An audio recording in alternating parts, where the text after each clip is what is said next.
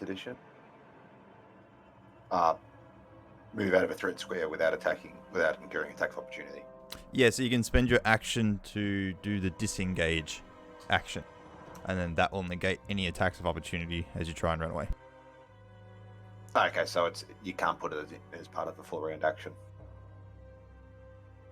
No, rogues I get played the 3.5 for a bit, so I've got a lot of turns from that. Yeah. So rogues get the cool thing, so they can actually disengage, dash, and dodge as a bonus action. So they can still do an attack or whatnot. With a sword, you can dodge a ball.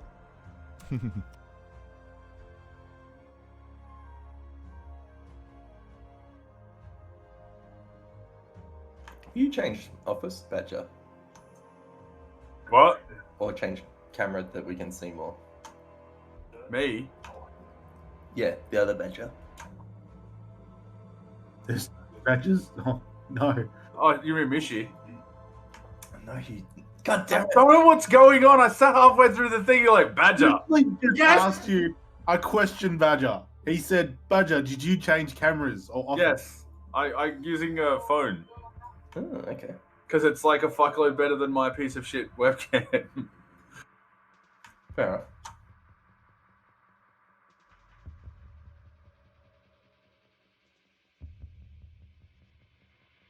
And yes, you can see more. You can see a high chair in the background and like monitor boxes.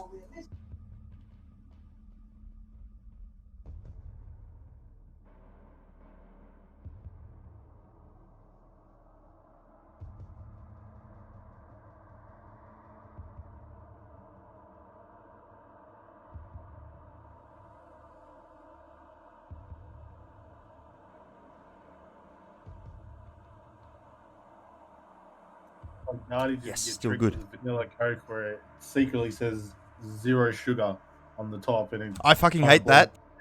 That It's got me stupid so little many times. thin black line. Oh, what the fuck? Look at it, it's got Coke Zero. Oh, Oh no, you're accidentally saving yourselves from diabetes. Yeah, I what know. a shame.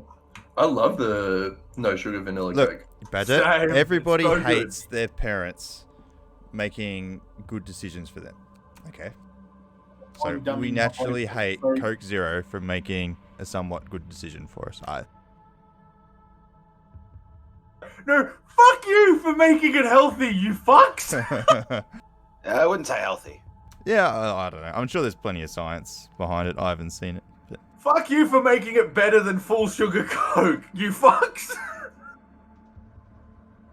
Coke to satisfy my sugar needs, not to be healthy. I want to be healthy, I'll drink water.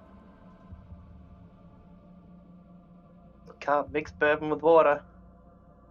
Yes, you can. Yeah, you Again, can. it's just That's a a very- terrible idea. This is it'll take Keep it a up very, here. very long time. Shem, I stupid came out. Shh. Okay. I'll just not talk the whole time. It's like saying you can mix steak and banana, but we wouldn't recommend it. No, you can. That's actually It's- pretty good. It's not terrible. No, sounds terrible. No, it's actually pretty good. Cook it in banana leaves with a banana on top of it. Not bad. I just smushed the banana into the steak. Oh god. Alright, what two foods by themselves Peanut butter and cheese. are delicious, but when mixed together are horrible? Peanut butter and cheese. No, I think I'd be more inclined to try peanut butter and cheese than I would be to try steak and banana. Yeah, I I'm wouldn't gonna have to a agree with banana Jonah on this steak. one.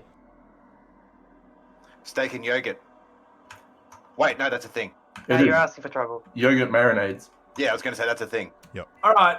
The next land I have where everyone's here, I'm actually doing one of the roasts with banana in it. Strawberry jam and pickles. Oh yeah, that's, Implying I like pickles. I do like pickles. I know, I might try this. I have a jar of pickles in it. Alright. If Badger goes AFK for longer than 5 minutes, he's passed out on the floor. Instantaneously gone to shit oneself. A banana smeared with Vegemite. Yeah, no. Yeah, that's pretty KFC, nasty. popcorn chicken, and chocolate mousse. Oh. I don't know. Popcorn chicken goes well with everything. Well, right now I'm having a quesadilla, but it's got popcorn chicken through it. Oh, hell It's yeah. leftover popcorn chicken. My favorite thing at the moment is it costs $10 for literally half a kilo of popcorn chicken. Yeah, that's what I bought. It's the best thing ever. Lemon with aioli sauce. Wait, lemon and aioli is delicious. That's a thing. There's a tail. You do realize that's like every sauce that you have on a HSP or a kebab. Like that's basically all that sauce is. The garlic sauce is aioli with lemon in it. Didn't know there was lemon in it. I thought it was just garlic and yogurt.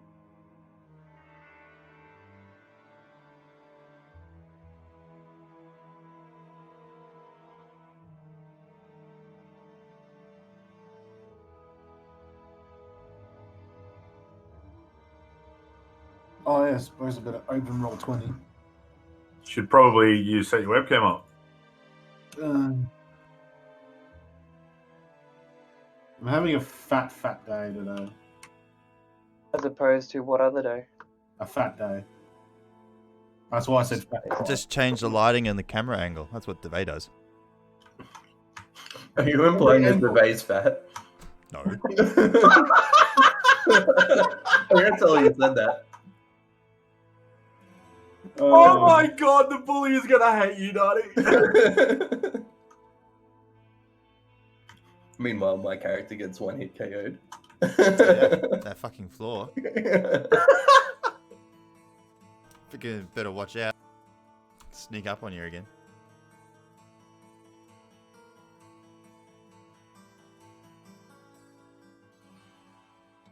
Instant response. Are you implying that Defay's fat? You're a bully, Jonah. Don't bully the bully. This is awful.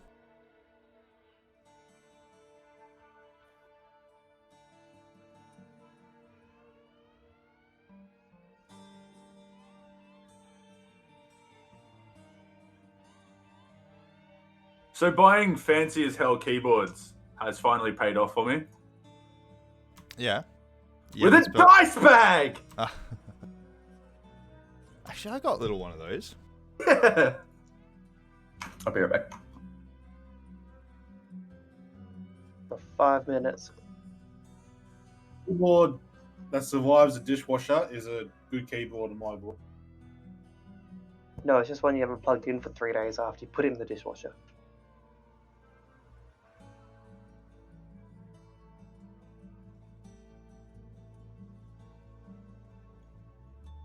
Alright, you other two got your cameras ready?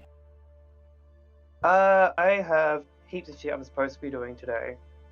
But, so I'm going to leave my webcam off while I do it, because it's basically just cleaning my room up. But I choose to be able to participate. Okay. Milky, turn your webcam on. I'm getting there. Got 4 minutes. I'm gonna find duct tape.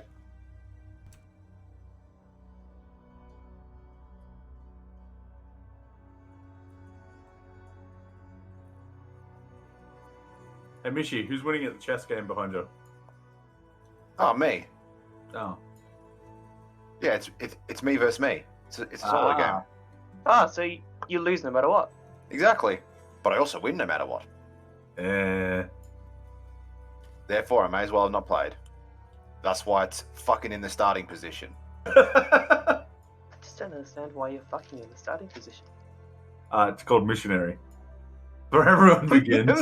Missionary. Missionary.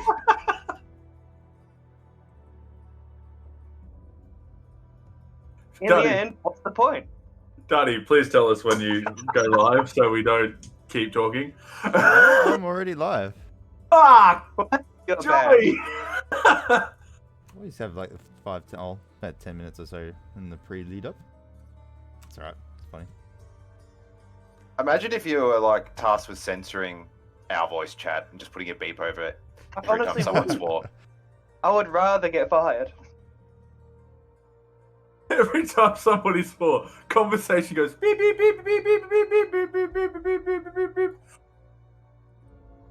It's accurate. Mario Kart theme song. Yeah, it was. Well, it's not the Mario Kart theme song. It's the Invincible Star one. Close enough. Close enough. See, I did history at school.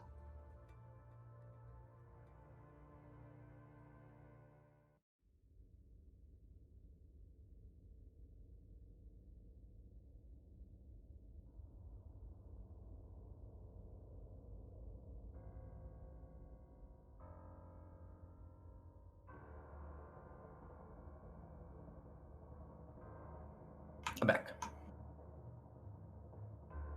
Going back. Warhammer's open, Daddy. Hey? Oh, that's Warhammer's still... open. Oh my god, it's a puppy Oh, dog. I don't need to be told that. He wants my chocolate biscuit that I have.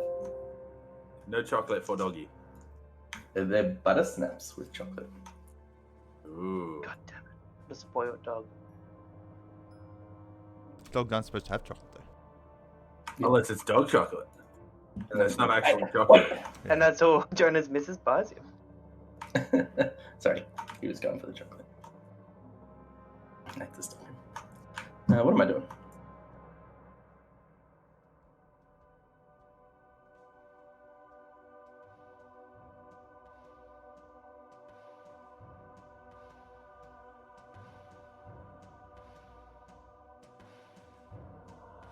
Shem, I'm sending you a Facebook message. Very good.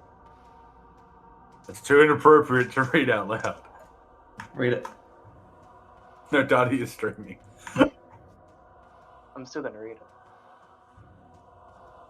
I see Darty's eyebrows go, oh shit. Instantaneously mutes Discord.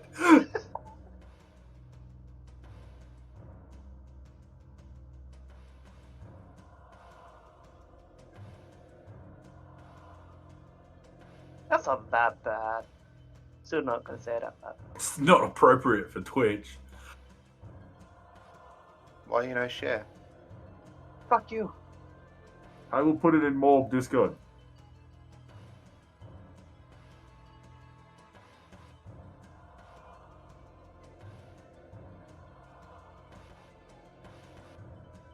Not safe for work channel. There you go.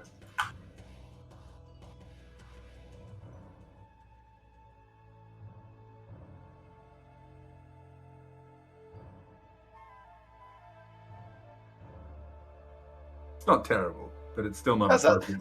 That's not that bad. It's still not appropriate to read on Twitch. What does it say? What's the difference between a Ferrari and a pilot? Oh, wait, no, I won't say I don't have a Ferrari. Sorry. that.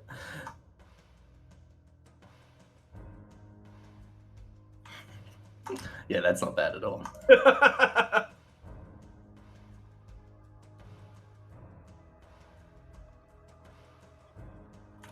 So what are you not allowed to say on Twitch? Anything racist, bigoted, anything that will offend a group of people.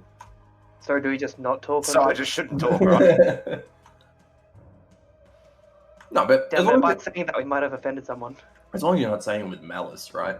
If your intent is to say this group is not worthy of human rights or something like that, then yeah, you probably get banned. Also, don't show titties. So Badger has to keep his mic, his webcam on. Basically, put a peg on your shirt and shoot. Dartsworth, we're doing XP or milestone. It's XP. Now, the start of the book is really weird because it doesn't award XP when you kill stuff. It awards XP when you do things. So it does this weird milestone, then transition to XP. So now it's up to you. We can do XP based if you want and do it after killing everything. Or we can just follow the book. I suppose it's up to you. Up to you guys. How much do I get for stabbing the trap? Hey, -50. I don't like this campaign.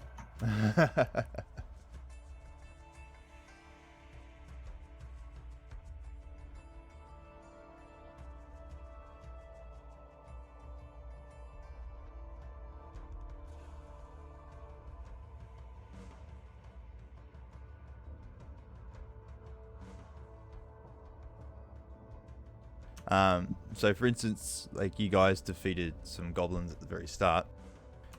You will all be awarded 50. But pretty much because you have just arrived at where the book awards XP, it actually dictates that everyone gets 75. So it sort of does it in your favor to begin with, and then it goes to an XP based system once this dungeon is done. So you're saying we should add 75 XP now? Yeah. Once everybody's ready. Just waiting on Badger. Yeah, my phone played up.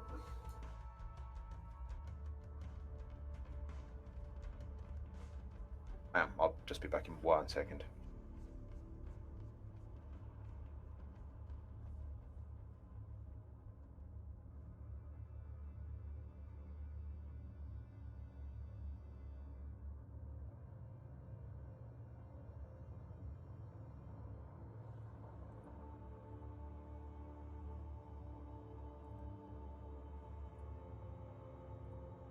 It's cold.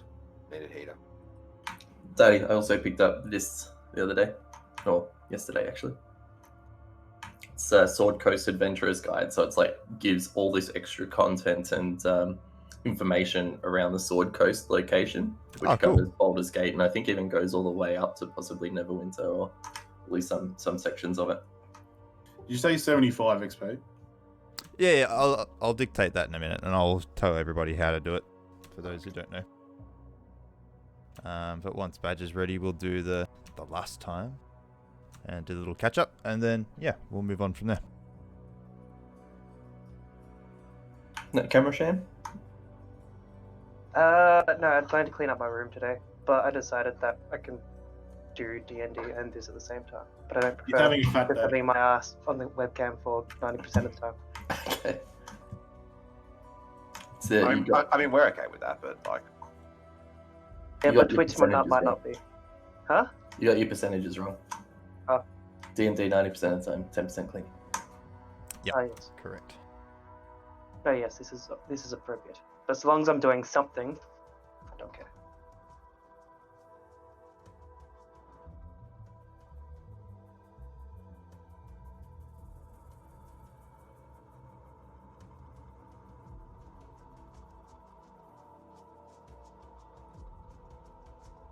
Alright, I am back.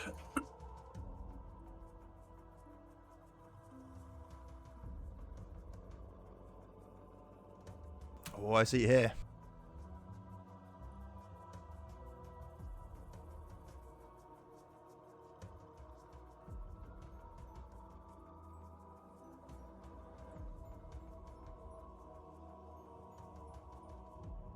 Now, Milky, don't move. You don't want to bump the I camera. see you breathing. Stop existing, god damn it! Oh, he's dead. God damn it, he moved. Alright, so last time on Lost Mine to Phandelver, you guys as a group all left Neverwinter in trail of Gundren Rockseeker, who had promised that he'd found something big and was paying you guys to transport some supplies to the town of Phandelver for him. Partly along your journey, you come across the two horses, which you believe were owned by Gundren and his escort Silda. However, you continued on to town, delivered the supplies, and learnt that Gundren and Silda never arrived in Phandelver.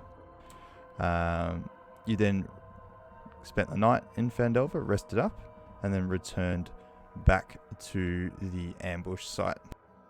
Now, you defeated some goblins there, and then found the trail and moved on along that. You avoided the first trap, however, Crow was hit by the floor on the second trap. And at the end of the trail, you found what looks to be quite a large cave with a stream pouring out of it. And that's where we left off. So, you guys, so is everyone on roll 20? Yep. So you should now be able to see this space that I described, and I'll re-describe it again for you.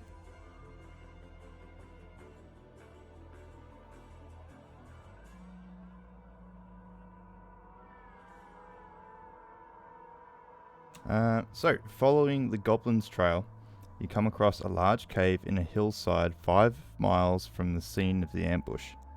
A shallow stream flows out of the cave mouth, which is screened by dense briar thickets. A narrow dry path leads into the cave on the right-hand side of the stream. Now, at this point, discovering the stream entrance actually awards all of you 75 XP. And we do that or add that to the character sheet by clicking the little down arrow to the right of your name and then going manage experience. And then there's a little box underneath the add XP, which is type XP value. So if you just type 75 into there and then click the apply changes, and that should move the little progress bar 75 XP towards 300. Sweet.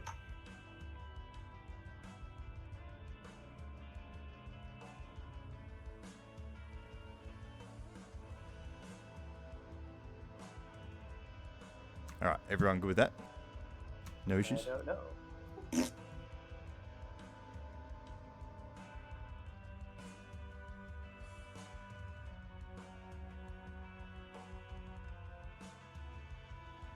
Cool. Alright, Yep. so having arrived at the cave entrance, what do you guys do?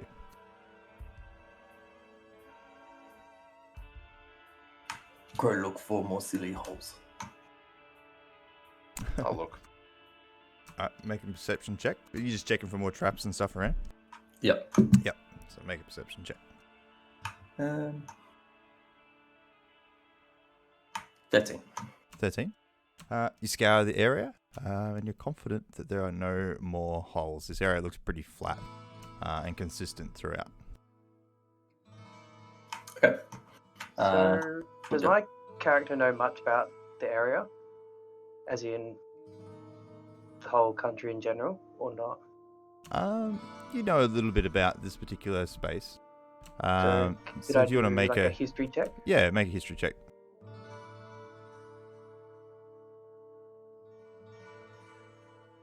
+3 is 20. 20. So you know that this particular area of the Sword Coast is called Neverwinter Wood, and there is a large amount of creatures and such which live in the wood. Notoriously, it's famous for quite a lot of goblins and bugbears and that sort of stuff. But it also plays homage to sturges, ghouls, the odd. I'm trying to think of the creature. So the odd wyvern and such like that. Typically, it's unexplored and uninhabited, and is mostly left to the wilds. I'm going to try to roll perception for any enemies that might be nearby. Yeah, sure. Make a perception check. Do I still have detect magic on? At this point, it would have faded, 22. given that it only lasted for 10 minutes. So 22. So where you currently are, you have a listen, have a look, and you cannot see or hear anything that might attest to a goblin or anything else that's sort of making a threat. You sort of, it's sort of a fresh foresty air. Like you can smell the water and the splashing from the stream and such in the air. It's quite moist.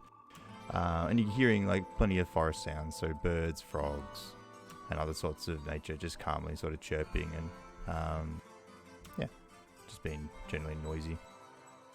Alright, so I'll say that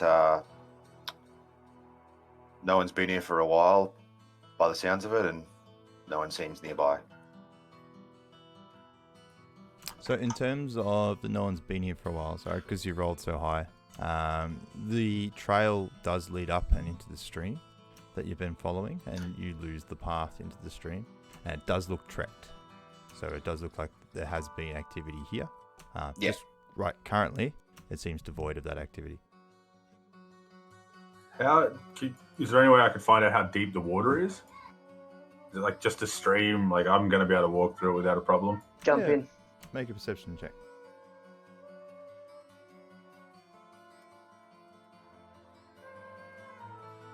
16. 16. So you move up to the stream and have a look. It's relatively slow moving, and does appear to be quite shallow. It's shallow to the larger companions that you're following with. It's still quite deep to yourself. Looks about 2 to 3 feet deep at the deepest point in the middle, which is probably almost head height for you. It is. I'm like 3 foot, so. But it is slow moving and doesn't look like wading through it would be any real difficulty. You did say it was raised on the right-hand side, though. So as long as we cross, we could trek along the right-hand side. Yeah. Okay. Let's do that. Crows start moving ahead. After hearing the information from Astius. Are you Astius or Elisa? Astius. Astius, there you go. Yeah, after hearing the information from Astius, I'll cross. I'll stand in the middle of the stream, pick up gnome friend, move to other side. And I'll move to the other side. and then move Alright. up there. You all can move your characters. Yep. Yes, I got carried across. What a champ. I love you, Crow. All right, now. You would have drowned otherwise. I thought we already worked out though that you could jump quite well. You're like a little leaping spider. Leapfrog. Yeah, but that's got to be more than like. That's like 8 feet by itself. I don't know, you got a sprint can this do it. time. You can do it. All right. Roll for Oh, it. damn. So, as you cross the stream and start splashing about in the water, you gain the attention of 2 goblins, which are perched, sort of keeping watch to the entrance behind the thicket on the west side, on the east side. As you start splashing across, you draw their attention, and they start and they rise up, and they're sort of hiding behind little wooden barricades, and they start firing arrows at you guys. So, can I get everyone to roll initiation? Do a what now? Sorry. Crow got 11. Bon got 15. So roll a d20, Sham, and add your plus initiative to it. Astius got 20. Oh man, I can't even. What'd you get, Bunk? So initiative is 15. next to your armor 15. class on your character sheet. Uh-huh. You're plus 0. Very good. Plus 0. 13.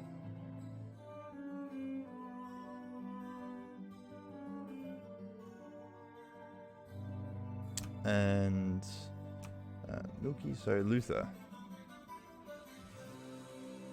12.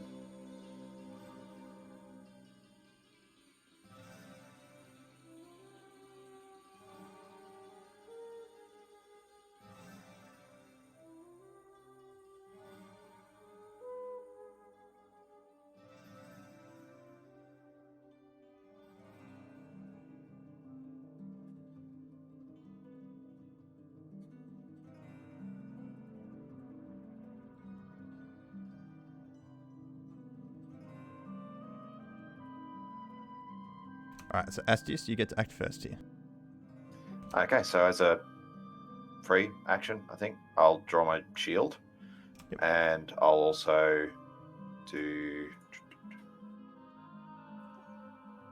produce flame and throw it at not the closest goblin, because it looks like it's in melee range, at the one behind. Yeah, Is- sure. Is there a penalty for going into melee, like firing into melee with a range? A ranged weapon, yes. I don't believe so for a ranged spell. So, Okay. now if you're trying to fire a bow or a crossbow or something, it's like in melee range, yes, you roll it at disadvantage. But I don't believe that's the case for a ranged spell. I'll double check at the end of the session, but going forward at the moment, we'll say that that's no. Okay, then I'll do it at the closest one. Cool. So just make an attack roll. 16. And that hits, so roll... Oh, actually... I just need to check.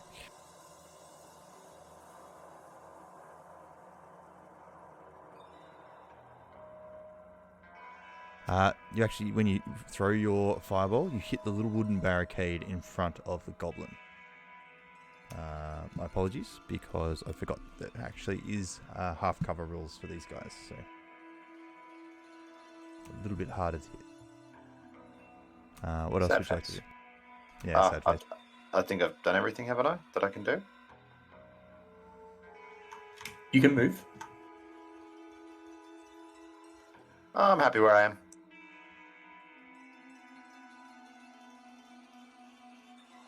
Alright, so, apologies. Next is Bunk. Is there a penalty for moving away since he's close to me? Like, is he he- going to attack of opportunity? He will, yes. Yeah, okay.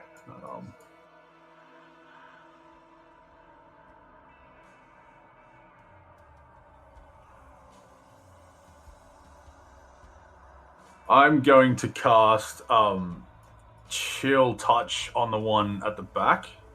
Yep, okay. Is that an attack roll or is that a saving throw? I don't think there is. Hold on. I think it's a saving throw. No, it's a Chill Touch is an attack roll because it's got that +5 in the hit column of the spell. Yep. So roll a d20, add 5 to it. 18. You hits, so roll your damage.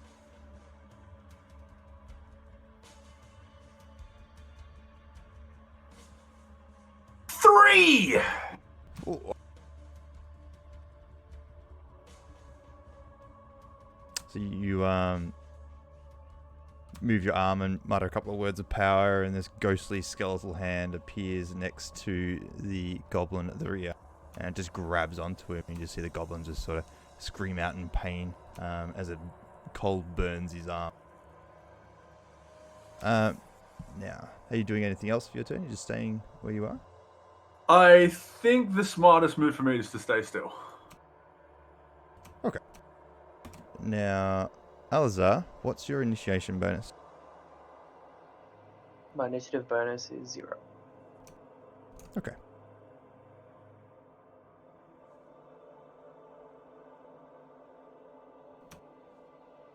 So the goblins are going to have their turn. And the one right up front is going to shoot at Punk. And I'm dead. Oh, and I did it with disadvantage and rolled a 19 and an 18.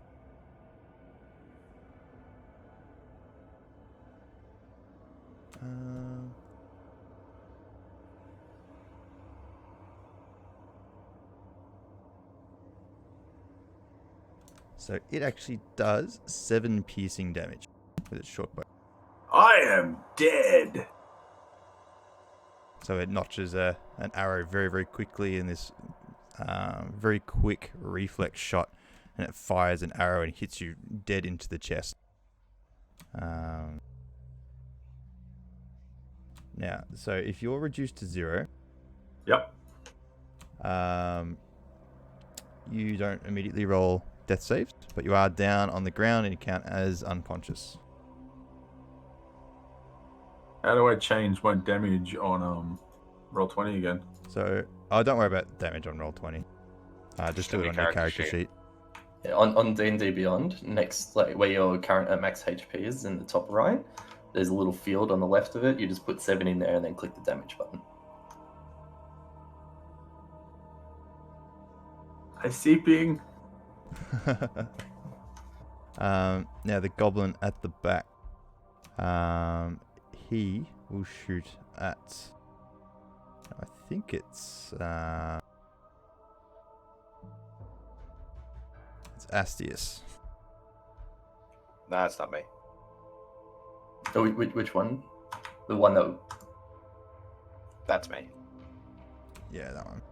Okay. that'd be the clearest target that he would have. Now, he rolled nowhere near as good as the other one. That is only a 7 to hit. I block it with my shield. Nice. So he notches an arrow. Has a little bit more time, but his aim doesn't sort of rain true, and he fires it, and this arrow sort of flies across, and you very expertly hold your shield up and take the arrow into your shield. Okay, next is Elza. So, if I run up to any, like the front or back goblin, am I going to have any surprise attacks from the front one? Being behind cover and all? Okay, so where you are, you can actually reach the front goblin in melee range because you can attack on diagonals. Okay. I'll explain this. There's a rule of flanking, right? So if you've got a friendly at both sides of the monster, so the left and the right, the top left diagonal and the bottom right diagonal, if you're on both the front and the back of the monster, anybody who's attacking that monster in melee range gains advantage on the attack. Now, the actual game rules depict that you only if you move away from the monster, so going from a 5-foot range to a 10-foot range, will you provoke an attack of opportunity. This means that you could effectively easily cheese and move through the monster to get to his behind to flank him. Given how strong advantage can be, I house rule this, and I sort of think of it as making a little bit more sense, because if you're trying to walk past a monster that's standing next to you, like, he should easily be able to strike at you as you move around. So if you leave any space that's close to a monster, he'll provoke an attack of opportunity. And this goes the same for the monsters as well. If they try and leave any space that's close for you, the monsters that so the rules that govern the monsters also govern you guys. So what you can get away with, the monsters can get away with. That's the same as it was in 3.5, yeah? Yeah. Well, what your house ruling it as. Ah, is it? Okay. That's sort of Yeah, good to so know. if you move out of a threatened square, you get attack of opportunity. So that's how I'll do it. How I do it as well. Because I like the idea of flanking. I just also like the idea of it being, either a dangerous thing to achieve or a semi-difficult thing to achieve, rather than just sort of moving through. So at this stage, right where you are, so if you were to leave that space right now, Sham, you would provoke an attack of opportunity. Now, you can spend your action to use the disengage action, which means that you now do not cause attack of opportunities, and you can move freely wherever you go. Okay? I'll go to the closest one and melee attack it with the mace. Alright, so make your attack roll. 3 plus 3, so 6. 6. So, you have a swing. It is a 6-sided die, yeah? No. The d20. So why does it say 1d6? That That's is your damage. damage. So if you score okay. the hit, you roll a d6 and you deal that Sorry, much my damage. bad. So what do I add together for this? You So- roll a d20 and then add your plus to hit. So there should be a column on your stat Oh, sheet okay. that says plus to Yep. hit. Be like +4 or +5 or something. Hit/DC. So 18 plus 5, 23. Nice. That definitely hits. So now you get to roll your d6 and do your damage. 6 plus 9, so 6 plus 3, so 9. 9 damage. So this little goblin standing behind this little wooden barricade, as he's fired an arrow and taken Bunk down, he's sort of looking over and sort of marveling about how easily it was to bring this one. And you just walk up and swing your mace, and you just take his head completely off his shoulders. And the goblin just drops down limp, obviously completely dead. Should have yelled out 4. For Narnia! For Bunker? Yeah! I mean, I'm dead. Yeah, people can talk. No, you're just dying. Just unconscious, slowly dying. You're moaning very loudly on the ground. If I think about it, I'll heal you next turn. Alright, Luther, it is your turn. Oh, I was gonna acrobatics over that guy and stab him in the back. Remember that guy in the I can't really talk, so don't worry about it. There Okay. is, another goblin. The other goblin is stuck in very slow. By the way, if you roll a natural 20 on your die, please tell me, because good stuff happens. Also natural 1, because bad stuff happens and it's hilarious. Good stuff. Or it could be good stuff. You don't know with a natural one. Depends on if you're taming or charming someone. Well, I move close to the other guy. Yep. And pull out me 2 short swords and stab him in the face. Alright, so make 2 attack rolls. Now, just with your offhand, always please Yeah, I remember... don't add the plus, whatever, just the... So you always add the plus to hit on both. Just when you do damage, you only do the damage on the first attack, the modifier. The plus to damage. 16. So the first attack, as you swing, the goblin ducks behind his little barricade and you, just miss. Sort of scraping the splinters out of the wood as your strike crashes into the barricade. So make your second one.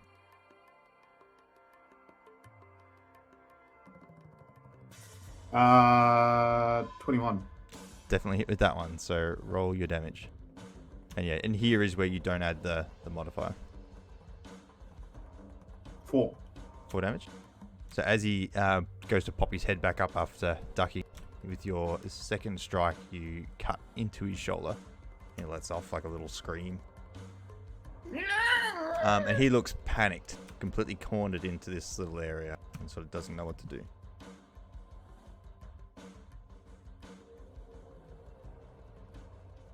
Crow, it's your go. What side is the barricade on? Is it on his north-facing side? So it's on a bit of a diagonal. If you go from top right to bottom left, you're sort of hiding behind that. Can I talk out of my round? You can talk to other players and such. In terms of actually communicating via character, sort of like if it's quick, generally I always allow you guys sort of strategizing and chatting about what you want to do around. One thing is, do goblins speak common? They do speak on. And I would know this. Character. Make a survival check. You with advantage because you spend a lot of time in the wilderness and such like that.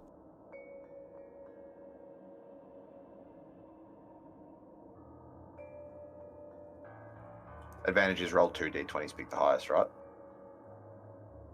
Yep. Okay, so 20. 20. So yes, you would understand that goblins speak their own language, and that they also speak common. Rather brokenly, though. Okay, I just turn to Crom quickly and say, grab him. Well, Crow, I'm not going to go into a rage, but let out an angry howl at seeing little Miss Bunky fall down and move forward. And pull out, I've got my two-handed axe and make a chop at the goblin. Alright, make an attack roll. 17. You hit. Roll your damage.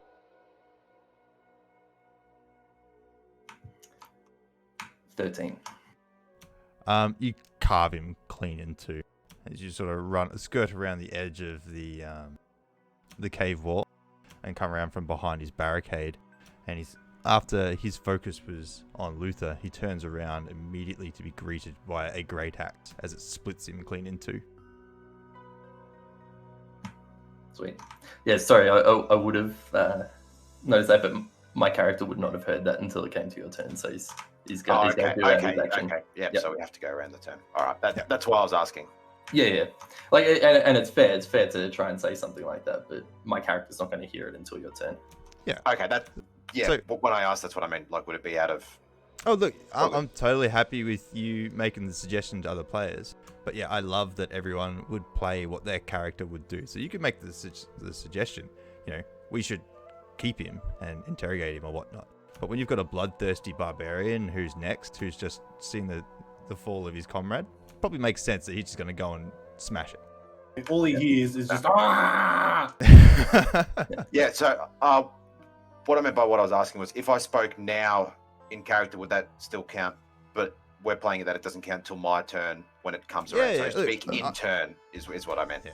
Like, I'm as your DM, I'm not going to really pull that up too much, unless I think that it's sort of completely sort of breaking what's going on. I don't really have an example for that, but I'll explain why. If I ever decide, hey, you can't do that, always try and make it so you guys clearly know what my reasoning would be for that. But in terms of actually sort of, metagaming, I suppose, and talking strategy and things like that, totally welcome that. So chat and have a talk about yourself. Like, you as players can talk, but just try and remember that there is a disconnect between you guys and your characters. So you can talk and say, all right, we're going to come up with a strategy to interrogate these goblins. And then when it comes to your turns, you each enact what your character would do to then enact that strategy. Yeah, and by all means, my character probably would have listened, but I'll try and keep it as realistic to what a scenario would be in there. Okay. But by all means, I'll be thinking of things. Well, my character will be thinking of things to like trying to capture him. But at the moment, Crow hate little brown men. Time to help Miss Bunke. All right, now Miss Bunke is lying, bleeding, with an arrow sticking out of her shoulder. Crow try stabilize. Okay, make a medicine check Can I assist with that? with advantage. Please do. I'll assist. Although I do have +5 to medicine, so maybe should. Can I cast Curing Wounds? So when it comes to assists, you can help somebody and you can give the help action. You can help them with almost anything, and this pretty much just means that they then get advantage on the roll. You yourself can decide, I will make my own medicine check and help in that way as well. So you can attempt to roll the die. It's entirely up to which way you want to go. Do your own one. I'll do my own one. All right. Sorry, can I do Cure Wounds? You can. You certainly can. Oh, yes, please. Can I do cast Cure Wounds? You So I'd have to certainly roll can, a but 20 side, then a 8 side. no, so Cure Wounds is just straight up, it's a touch and a thing happens. There's no attack roll or anything like that. Yeah. So you just roll the healing die, which is your 8-sided, and add the thing. So as Crow runs up to Bunk and starts to quickly, trying to remove the arrow and trying to stabilize little Bunk, Astius comes up and does the same thing, sort of pushes Crow out of the way and starts to give his own medical examine. And then right up as Alazar also approaches and pushes both of them out of the way, reaches down, touches Step Bunk. aside, motherfuckers. And how much healing? I rolled a 6, so +2, 8. So Nice. you gain 8 hit points. So the Nice. Crow had clumsily sort of removed the arrow out of Bunk and left the wound, and then you both just watch in amazement as the wound completely closes over, the blood dissipates and disappears from the body, and Bunk looks as healthy as she was. When on she the was trip. born, her natural size. Yep. I like the narrative where we forget to take the arrow out and you just cast a healing spell. To be fair, based on Crow's roll, he actually probably tried to chop out the arrow with his axe. So healed the leg. Sure, with your Cure Wounds, just in case, because it falls under a first level spell and you've got a limited number of spell slots, make sure you've actually clicked the cast button next to the Cure Wounds, and one of your things should update. Yep. One more left I can cast. Yep. So I can apply all my healing now. I'm fine. I'm back. I don't need the saving throw because I'm not in combat. I think you just got to do the 3 saves in order for the thing to update, and then you just add your HP back. I'm trying to remember. You can just add your HP back. There you go. So Yeah. if you're healing, it's like an automatic pass and immediately gets you back up. Yeah. Now, okay, cool. in terms of death saves, since we've already been there, a death save is not modified in any way unless you have a specific ability or spell which specifically calls out death saves as being modified. Now, death saves are slightly skewed in favor of passing, and that is a 1 to 9 is failed, and a 10 to 20 is a pass. Now, a 1 is a critical fail, and that will put 2 death saves on your character for the 1 roll. A 20 is a critical success, and that will immediately get you back up onto your feet with 1 HP. Now, while you are on the ground, if you take damage or any sort of damage at all, you immediately fail a save for each source of damage.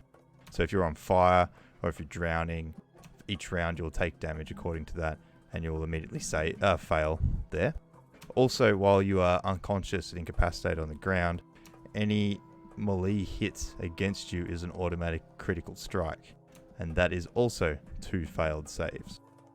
So you can very quickly go down, and especially if you've got a intelligent monster who wants to remove you from the combat, that monster will understand that you are only unconscious and may seek to end your life, so you're not a threat. So someone being down on the ground can, you want to try and get to them as quickly as possible to avoid those sorts of situations. Out of curiosity, would you have allowed me to cast Good Berries and just like cram them down his unconscious throat? Yes. Yes, so we've done a bit of research on this one, because in our campaign we also have a druid with Good Berries. And we wanted to find out if, you could administer a health potion or some other sort of oral healing. And the discussions that I have looked up say that, yes, you can gently massage the throat to encourage a swallowing action from an unconscious person. So do not let Crow do that to me. Just help. I mean, you swallow Goodberry and then boom, two fist to the spells for face. the day. That's your best chance. Yeah. We can ask Crow to slam it into a liquid. Crow gentle, like charging elk. I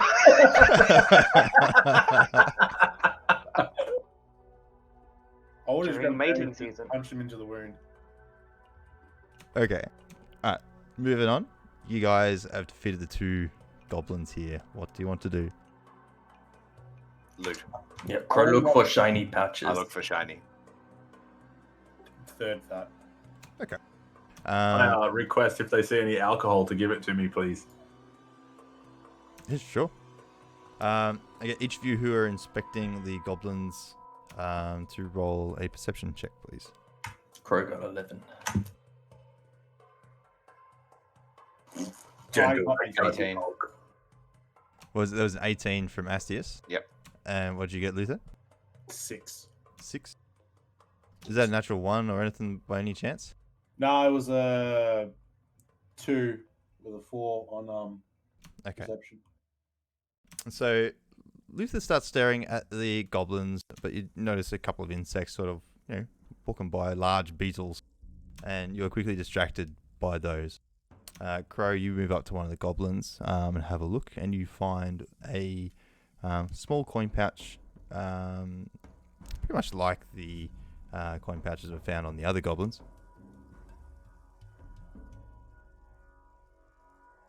And you find 9 silver and 3 copper in this coin pouch. Unfortunately, Astius, no, actually you rolled higher, so yeah, you also find a coin pouch as well. And in yours you find 7 silver and 5 copper. Thank you. I'll take that.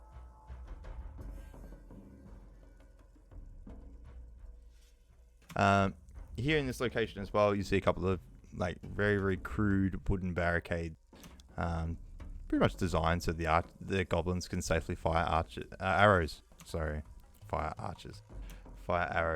from behind them.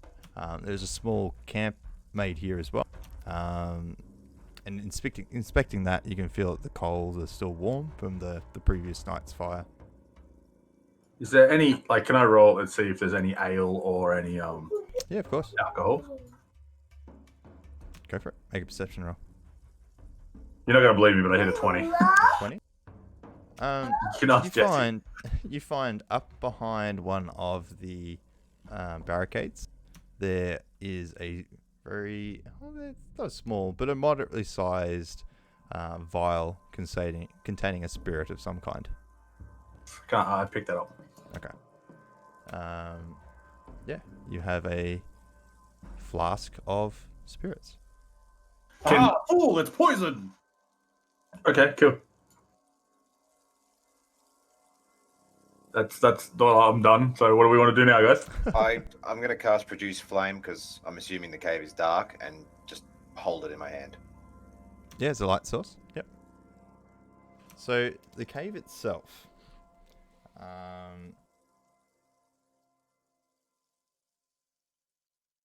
So I'll explain the area which I was supposed to read out before. So on the east side of the stream, flowing from the cave mouth, a small area in the briar thickets has been hollowed out to form a lookout post or blind. Wooden planks flatten out the briars and provide room for guards to lie hidden and watch the area. And it also goes on to say including a pair of goblins, which you've now defeated. So the cave itself is incredibly it's lit from the mouth of the cave at the moment. But you can quickly see that it goes into darkness. So if you guys want to begin moving in, I'll get you to move your characters and I'll describe what you see as you get to those points. I might go first with the light source. Who else has got dark vision? Or does everyone have dark vision? Who's going to be leading the group? Well, Crow has dark vision. Okay. I was going to say, can I cast light on Crow? So I checked this out beforehand, and 3 of you guys have dark vision, and 2 do not. So Astius, you do not have dark vision, as well as Alazar, you do not have dark vision. Bunk, Luther, and Crow, you all do. What's the range on that? 60 foot? Yeah, 60 feet. But we can't see colours, so if there's anything that's going to distinguish a colour, that could be handy. We won't be able to see it. It's more in grayscale. And I think with light, you can... I don't know if you can... If I'm too big... Hang on. I can touch an object that's no larger than 10 feet. Okay, so yes, you could touch me, but if you want me to, Crow will hold out his 2-hand axe that I'm holding. Yeah, Okay. touch Crow. Make him very light. Yes, make Crow a target when we walk through. Great plan. I asked Crow for me to allow me to touch his axe to light it. You touch axe, funny lizard man. Alright, Crow's axe is now glowing. Do you want to get moving in front though, Assist? I'm happy to follow close behind. You got dark vision, mate. You can go first. You got the health. All right. Crow go step last. out in front. Luther will go last. I'll go second. I'll go third. Okay. I guess I'm So- just following. I'm going to keep my shield out too.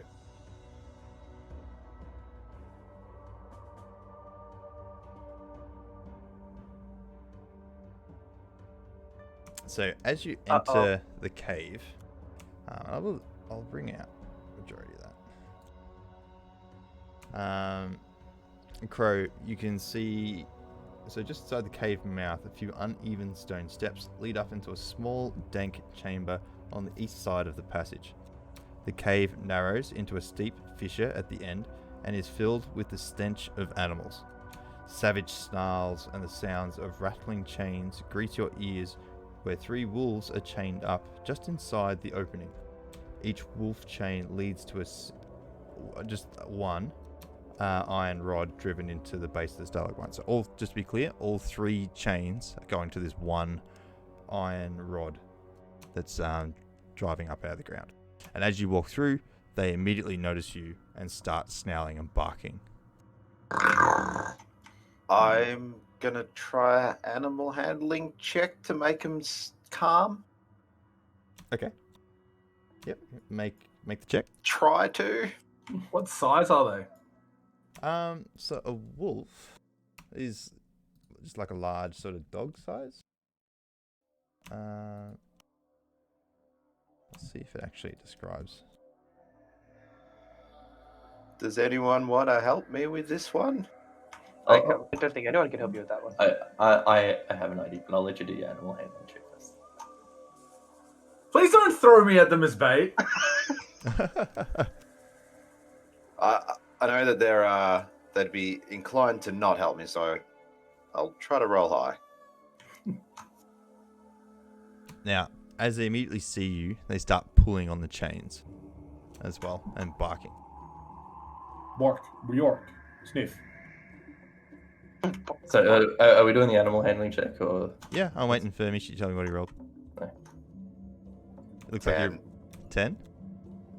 And so you walk up and you try to calm, but they don't react to your your approach at all, except with more barking.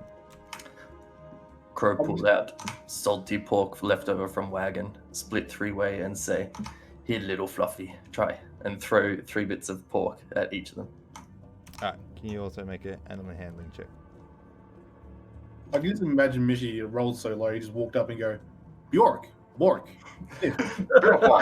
Bork. 6.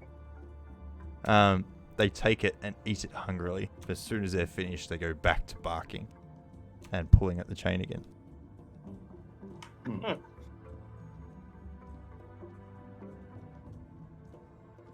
Can we just leave these guys and walk past? Can you make a perception check in the room?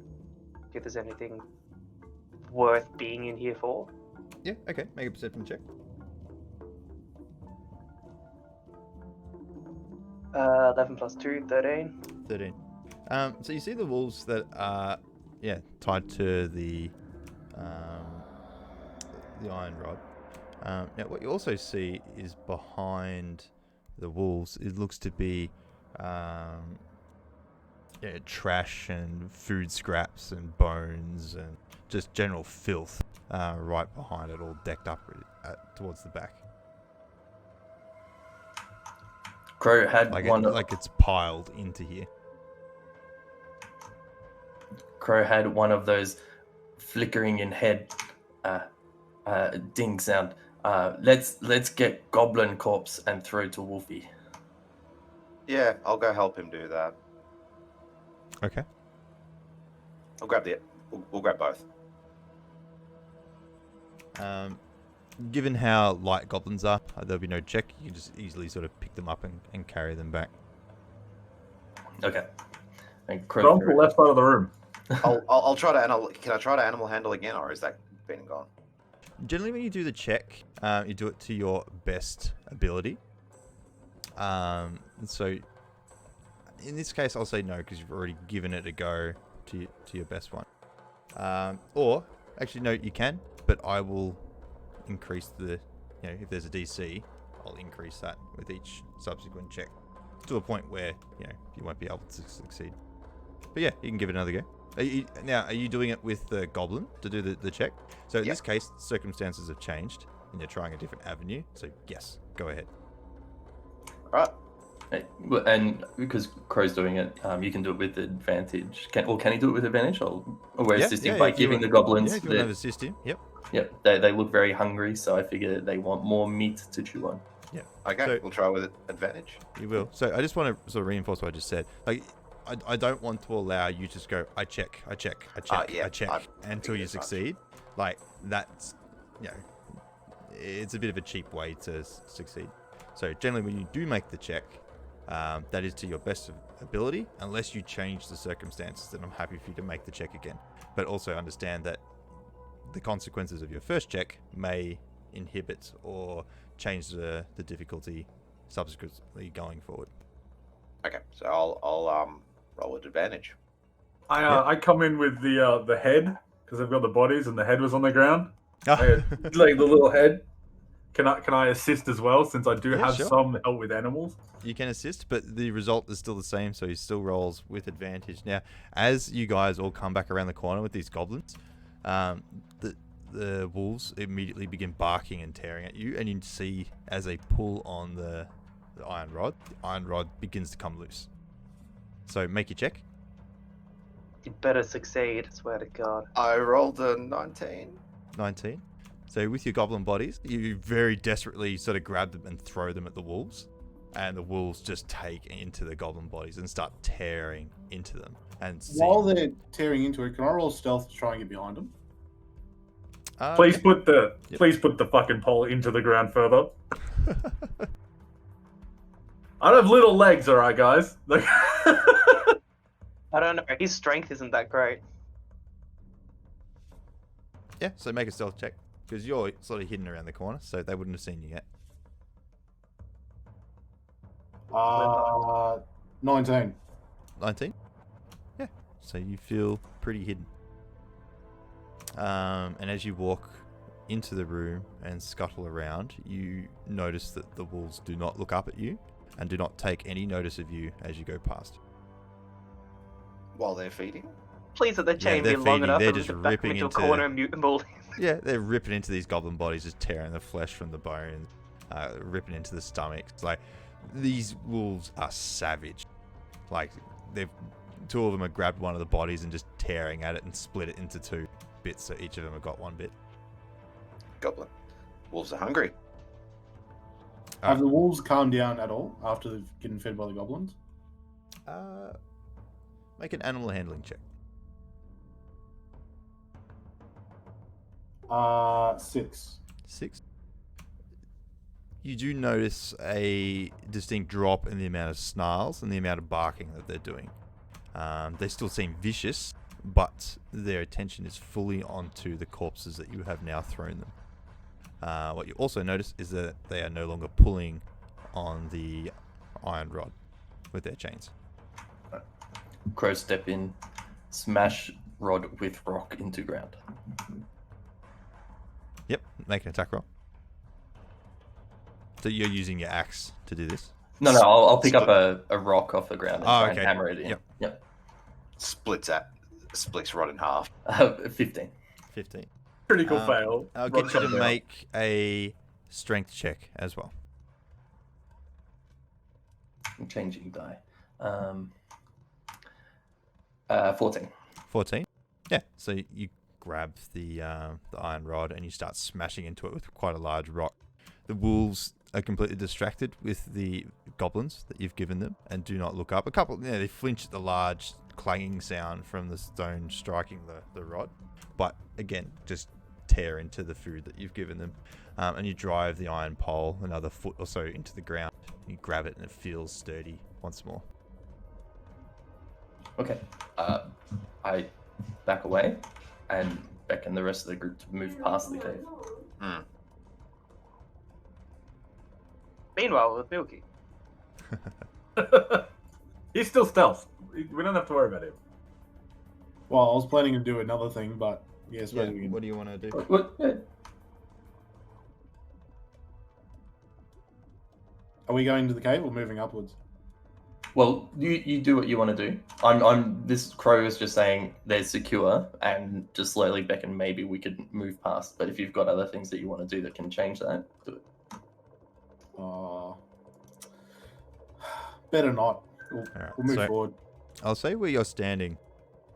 You get a better look at the back of the cave wall. And what you see is a very narrow fissure coming from above.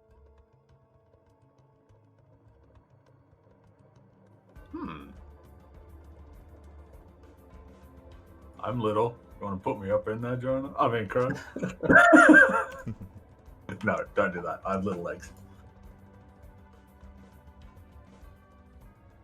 You have fun-sized legs. Fun-sized! So are we moving on or what? I believe so. Well, at the moment, Crow's oblivious to that fissure, so it depends on what Luther wants to do.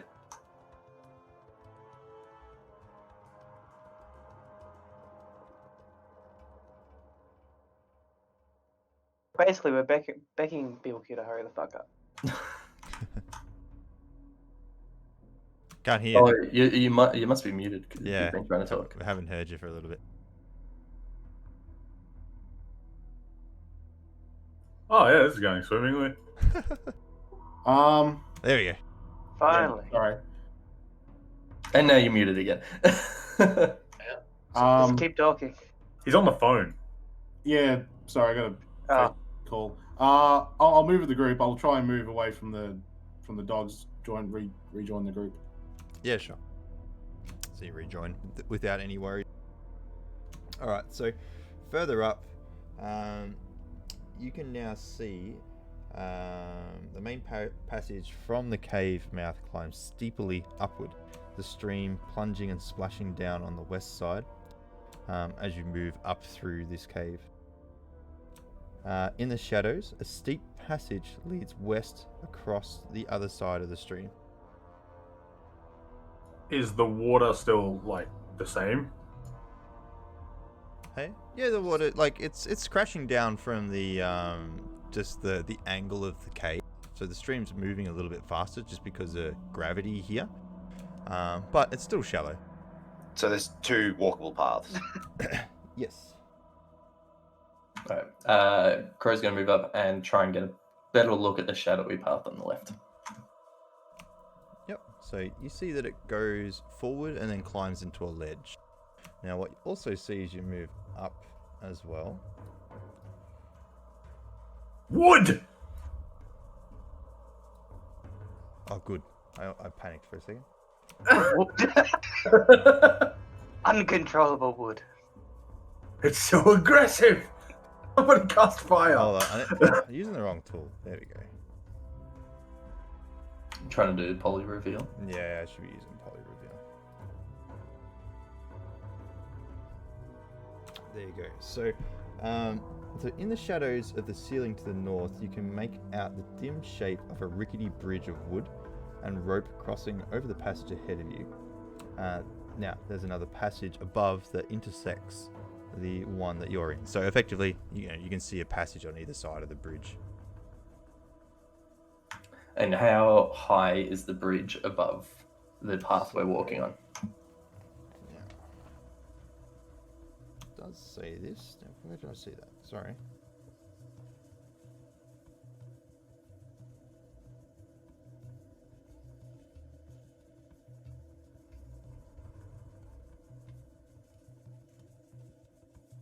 So they're 20 feet above the stream. Can I move up under the bridge and cast detection magic as a ritual? You can.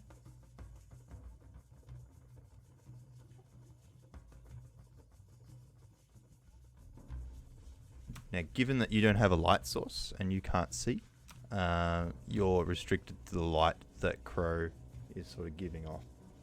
Yes. Now, what you also hear is the sound of a waterfall further up into the cavern as you approach it.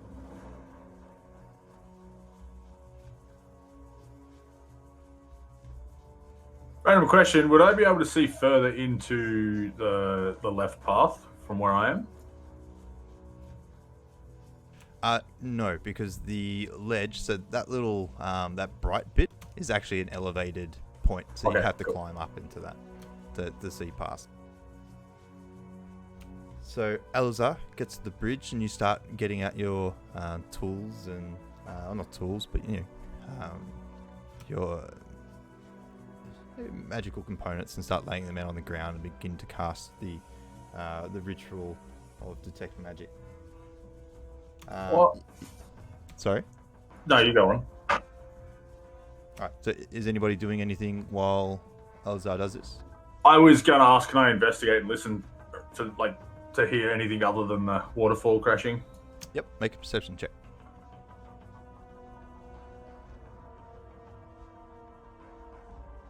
12. 12. So the sound is quite not deafening, but it's very dominant in this space of the running water from the stream beside you and the sound of the waterfall up ahead. You're not really hearing much else. Occasionally you can hear the odd snarl from a wolf down at the cave entrance as you assume it continues to tear into those goblins. About 2 minutes in, however, the passage is suddenly filled with a mighty roar as a huge surge of water begins pouring down the passage. And can I get everybody to make a dexterity saving throw, please? So this water would be, about between 5 and 10 foot high, and it's just flooding this whole space. You're not going to believe me, but I rolled a natural 20. That's good. I got a 10. 15. 17. Crow got 6. 6. So everybody but Crow, you managed to sidestep and just find a little notch in the edges of the cavern here, and you avoid the main rush of the water. Crow, however, you get caught up by the full brunt of this crashing wave, and you begin to be swept. Can I get you to make a strength check, please? Oh, this will be easy. Strength Please saving roll a check. 20. Non-natural 20. Non-natural 20. So as you begin to be swept by the water, your huge orcish arms just reach out and grab part of the wall, and you just hold yourself on there as the water rushes and floods past you. As quick as it come, it disappears as well, leaving the cave floor dripping wet. And the stream returns to normal after a few moments. And all that stuff that Shem did is now So irrelevant. this has now washed away your spell components and has interrupted your ritual cast. Can I do an insight to see if these are regular? Like if this happens often, or if this An is not investigation check. normal? Investigation.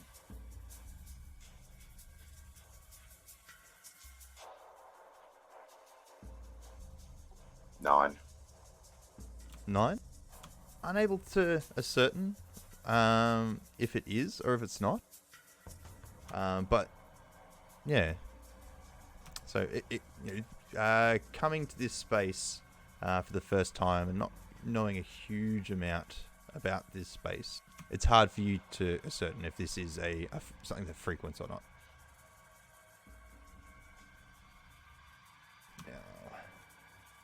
Now, however, as you are sort of trying to figure this out, Astius, you notice a goblin approaching and just sitting on the bridge, and he's just, with one eye, just very carefully looking over the bridge's edge and looking down. And when he sees you guys, he quickly runs away again. So I point that out to everyone else that just happened. yeah, so you just had a goblin just come out and just peek, and see you, and disappear.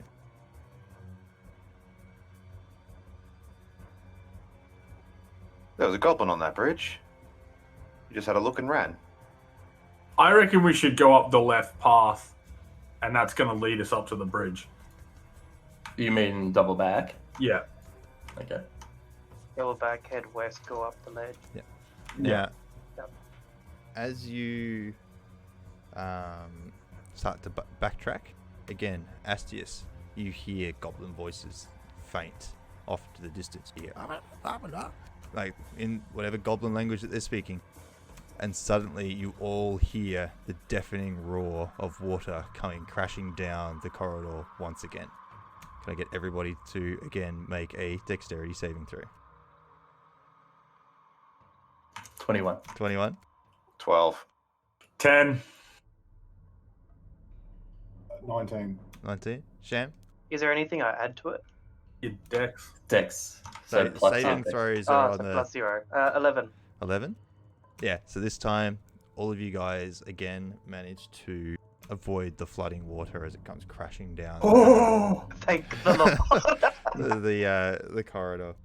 Oh, I would have been out the front. We have to get out of this stream. They're casting some form of spell to send it down and trying to kill us off, or at least kick us out.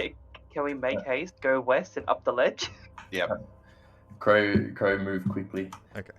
And provide support to lift people up the ledge. How high is the ledge? Sorry. I think it's only about 5 or 10 feet. Hold on. Okay. So 3 times badger height. Can I acrobatic I'll level get You're up? in the ledge. It's a fucking cliff. Mountain! I'll head up first if Crow can give me a hand with that one. Yeah. I'll just assist everyone in getting up. Yep. I'll Yeah, just I'd kneel just down say and drum up. it's 10 feet high. Okay. And you get up pretty easy. It's still a damn cliff. I had to bring out my rock climbing gear. Get a safety harness. Oh my god. God, there's another cliff. So this is more if falling down on the other side.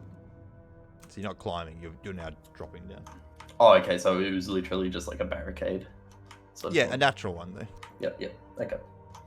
All right. Well, because Crow helped everyone up and then came up last, he's now going to be at the rear. So the rest of you guys move forward. Wouldn't Mishi be right at the front? Yeah. Yep. Okay, now All on one as square. you get towards the end of this little cave, you can see it intersects into another cave tunnel. And Astius, you can hear the sounds of goblins. Which direction? From the west. So beckon people to go north. Those goblins are coming from the left tunnel. Should go find out what's going on. And I'll start heading that way.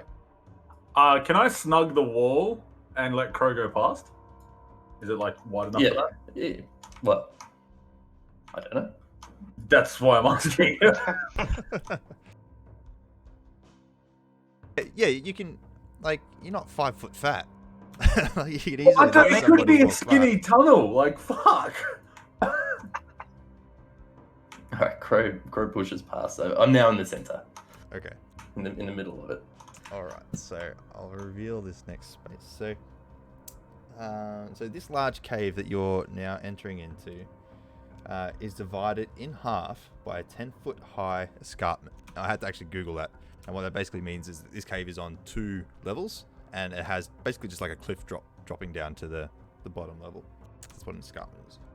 A steep natural staircase leads from the lower portion to the upper portion.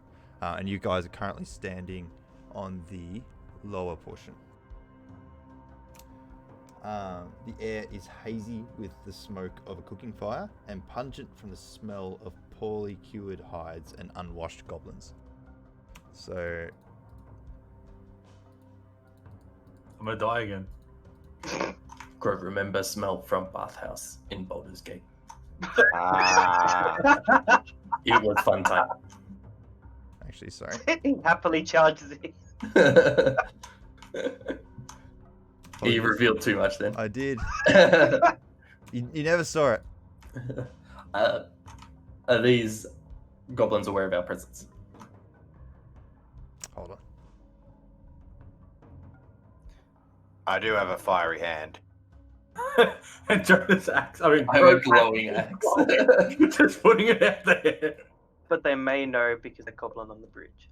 Actually. What way did that goblin run? That was the question, Mishy. No, they don't seem to be. They seem to be around, like, focusing on the cooking fire in front of them. A couple of them are arguing, pulling a cured hide between the two and sort of fighting over it. The one at the back is sort of just tending to his own little sword and, you know, a couple of stones. He's sort of banging the sword on the stone to try and sharpen it. But the ones in front of you seem to have their back to you. I motion Crom to come forward. Who? Me? Yes. Okay. Crow. Crow gonna attempt to do so stealthily. Crushes down cave. A stealthy barbarian, instead of him going, it's just... He yells across the cave, "What do you want, friend?" Depends on what the DM wants me to do. Hello, fellow goblins. What he's doing? So I'm being beckoned forward silently by Astius, and so Crow is going to attempt to move forward stealthily with a glowing axe. Make a stealth check. With disadvantage. I was waiting for it. Same. I'm like, where's the Now, I will say, aside from your light source and the campfire in this particular area, and everything else in this cave is effectively pitch black. Like, it's total darkness. So we can't see up the top. not without a light source. Yeah. So you guys with dark vision, you're fine. You can see through it. But Astius and Alazar cannot see without the light source. I've got 20 foot of light on mine. So the axe that I put light on, has that faded by now? No, I think that stays for like an hour or something. It Yeah. lasts quite a while. 1 hour. Until you cancel it as well. And it's not a concentration either. None of the light sources are a concentration. Crow, natural stealthy, half orc, got 11. 11? Natural stuff. Oh, yeah, anyone else adding this shit up? The stealthiest of stealthy orcs with a glowing bright light source in a dark cave walks to the front of the group. Still. He And hides you the get axe underneath move his to where you want to shirt. move to. along that, like. Yeah, more or less I'm on pressing up height on against that the wall. Yeah, pressing up against the wall, trying to be next to Estes. So you're holding this light source, and the goblins are oblivious to you. They're still sort of focusing on the fire. They are, the one who's banging his sword on the rock is still continuing to do so. The two closest goblins to you have their backs to you, and they are not focused on you. Okay. Okay. I'm gonna whisper, or try to talk quietly to Crow and say, I'm going to distract them with something. Let's then go in, kill them, try to capture one. Okay. Crow, understand. Let's get little shifty dark guy at the back. Get him forward. He's stealthy too. So, where exactly is the flame that they're cooking on?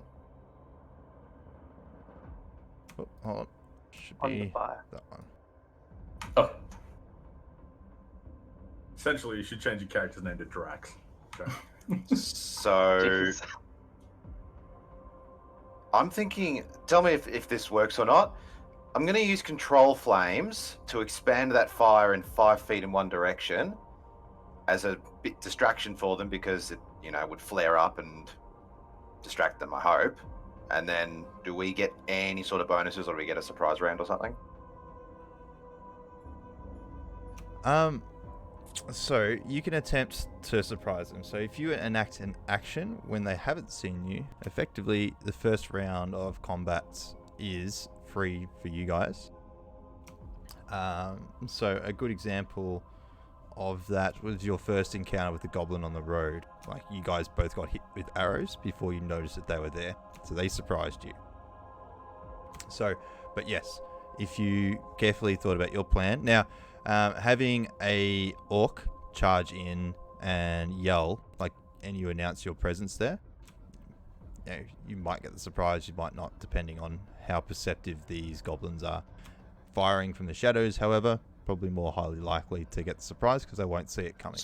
So, yeah, you just got to sort of imagine the situation and imagine, if you were in their shoes, what would you notice before you took any damage or whatnot? So, I'm going to cause that flame, the campfire, to flare up and basically expand the flame 5 feet in one direction.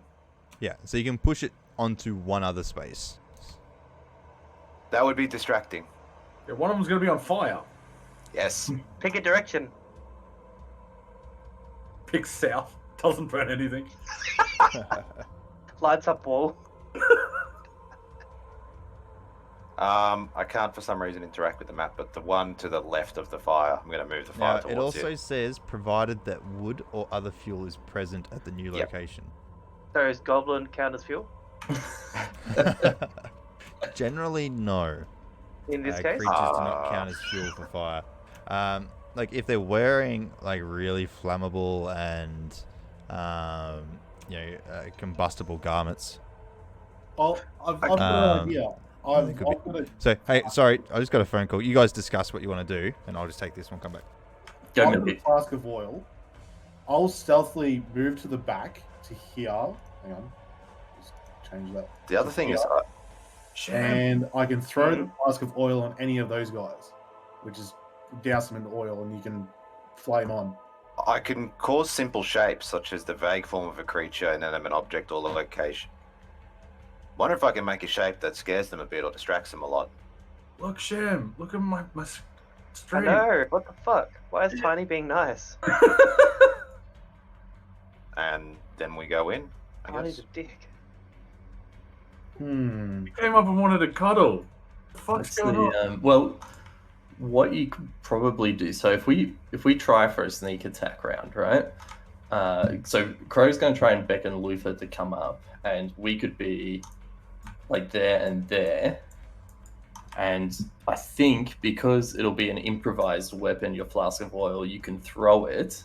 And if you throw it within 5 feet of the fire, so say on that guy, then you could expand the flame onto the oil that's on the ground in that area, while at the same time Crow gets an attack of opportunity, and then the other guys can possibly get in spell range. I also have Alright. a container of spirits. That's for you. It was special. That's for drinking. Yeah. No, it's not. It's for flammable. Okay, I will try the flask of oil. All right. So what are you doing? So Crow and Luther are going to try and stealth up. Like, remain stealth, move quietly. If we move super slow, can't be noticed. Stealthy barbarian. And Luther's going to try and move up there, so we're in effectively melee range of the two that's in front of us. I'll roll stealth, unless I'm still stealth from before. Nat, roll a new check, please. Rolls 1. Yells. 12. Crow, still, if you're moving up now, I'll get you a roll again with disadvantage with your light source. I got Unless- 12 and 1 DM. You want good number or better number? What do I actually have plus to stealth? I think I do. Hold up. 18. Oh, I rolled a 17 and a 20. fuck off! By moving really slow, Crow is practically invisible. With the glowing axe. I am moving so slow that I am invisible. I told you, they changed his name to Drax. Sorry, I'm just quickly trying to see something here. If it's pitch black and the goblins are facing towards the fire, would possibly Milky get advantage on that? Can I rule no at this point? So, Luther, can you move up to where you're going?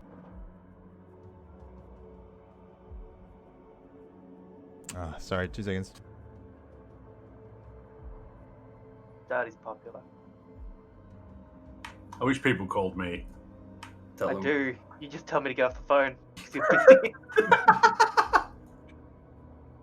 Excuse me, like me and Mish were on the phone for like an hour the other day, and you and me were on the phone for 30 minutes, like the other 40, day. 45. I managed to get home. Like, fuck, I don't tell you to get off the phone.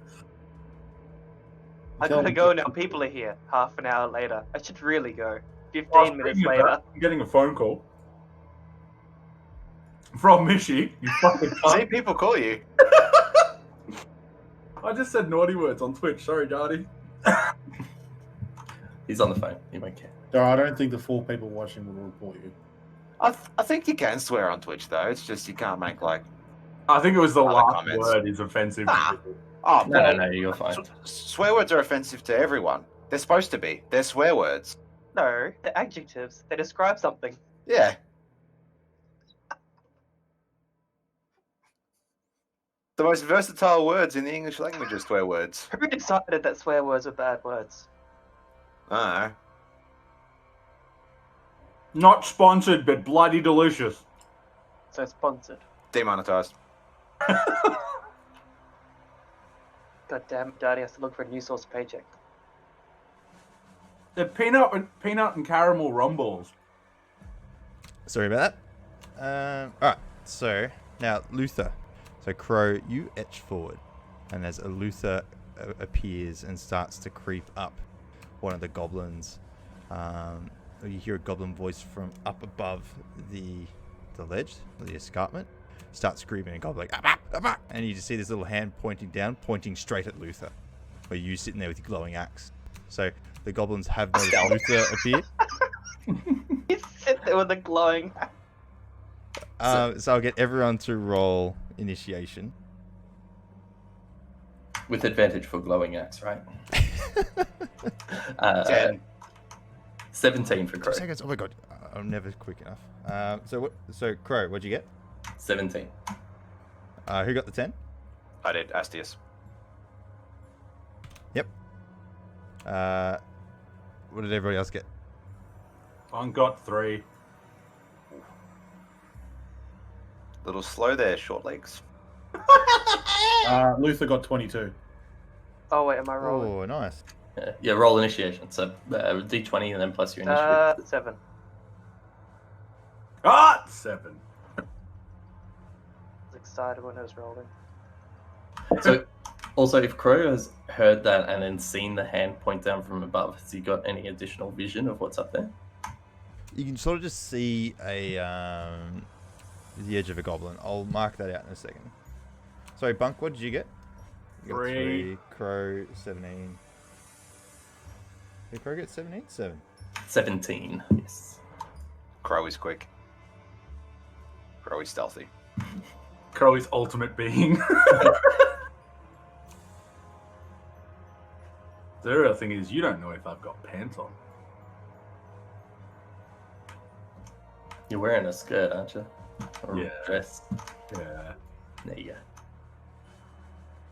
Ask how much Crow knows about gnomes. I don't want to ask how much Crow knows about gnomes. Very little. I saw that coming. Crow's All right. Crow's jokes suck. Crow, what's your initiation bonus? 1. Okay.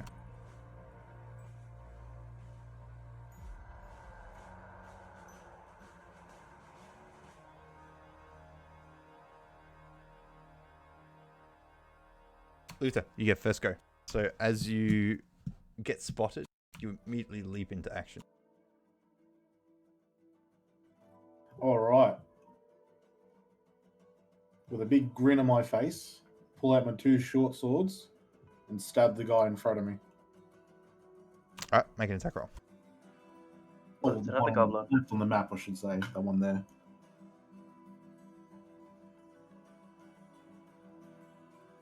Uh, 16.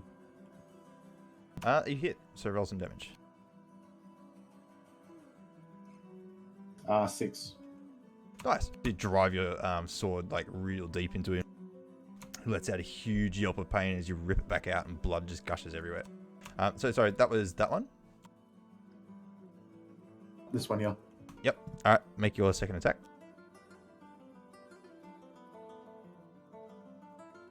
12.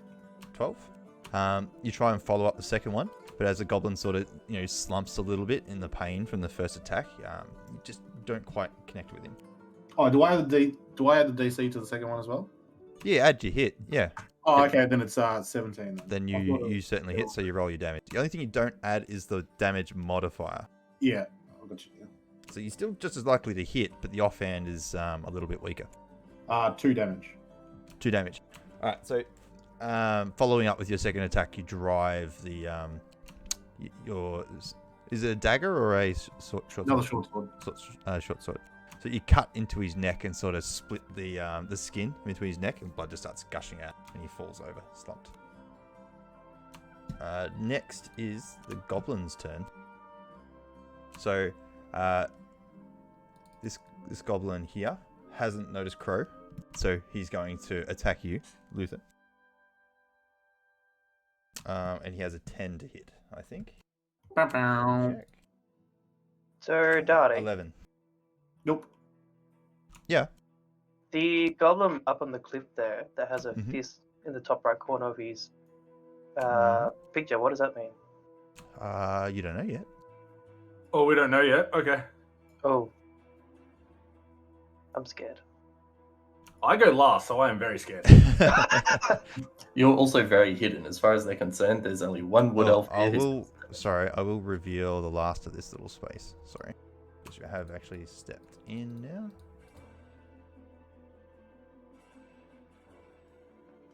And because I am so far away, am I in combat with these guys yet? Yeah. Everyone's in combat here. Okay. And in fact, your low initiation probably better represents your distance here. So maybe that's a blessing. Yeah, I'm hoping so. So this goblin and this goblin. So I'll move him out of the way. They're going to both move in and also strike at you, Luther. One is a 16, a 17, and one is a 21 to hit. Both hit.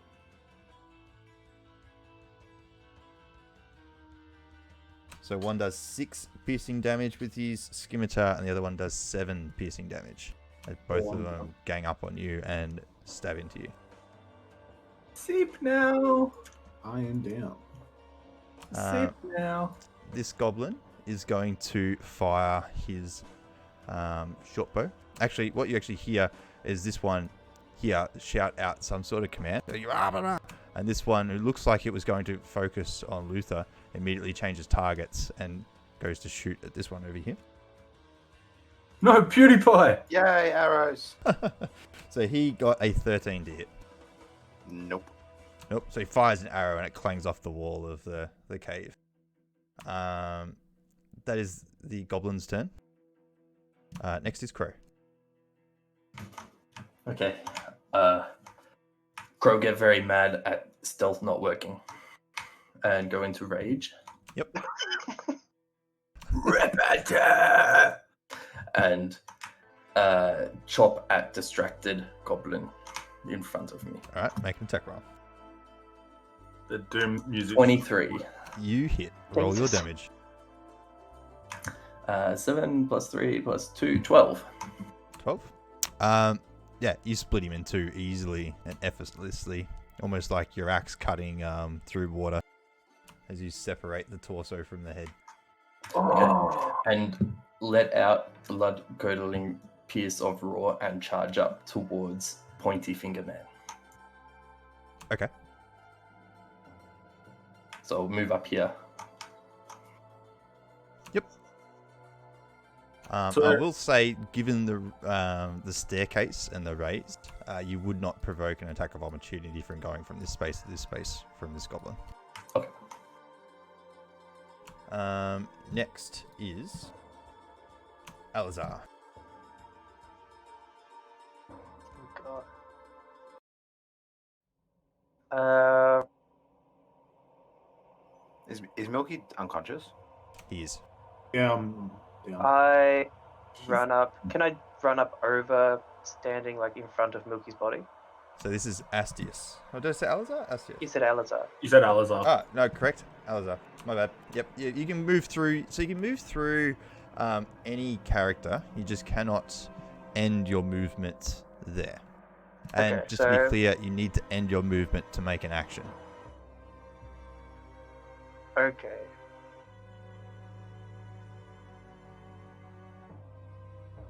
Alright, I move up. So I can move there. Yep. Okay. Then I attack diagonally at the goblin that's in front of Milky with my mace. Okay, make an attack roll. 7.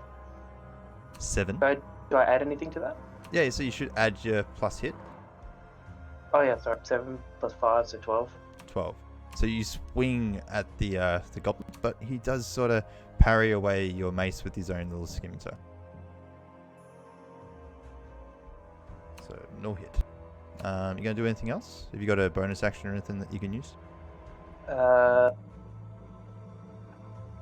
You might not. Two weapon fighting. So if you're holding two weapons, like another weapon in your offhand, you can make another attack.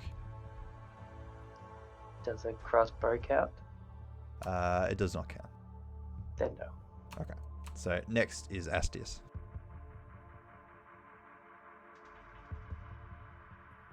Okay. First off, I can cause simple shapes such as. Is there anything that I know of that the goblins would be afraid of, like a cultural thing or anything like that? Like would cause them to pause for a second? Crow's axe in head. He's not wrong. No. Make a history check. All right. Or survival, your choice. Okay. Either way, it's like 10. 10? So nothing. You that I know can think that of. goblins are generally a cowardly sort of race, and they get ordered around by bigger monsters or bigger creatures. And in goblin culture, the biggest is the boss. Oh. This is an instantaneous action. So does that mean I can just do it at any time? So, do what at any time? What do you? Oh, scratch that. Never mind. Casting time on action. I misread it. Sorry. Never mind then. I just use. Okay, so I'm gonna draw my scimitar.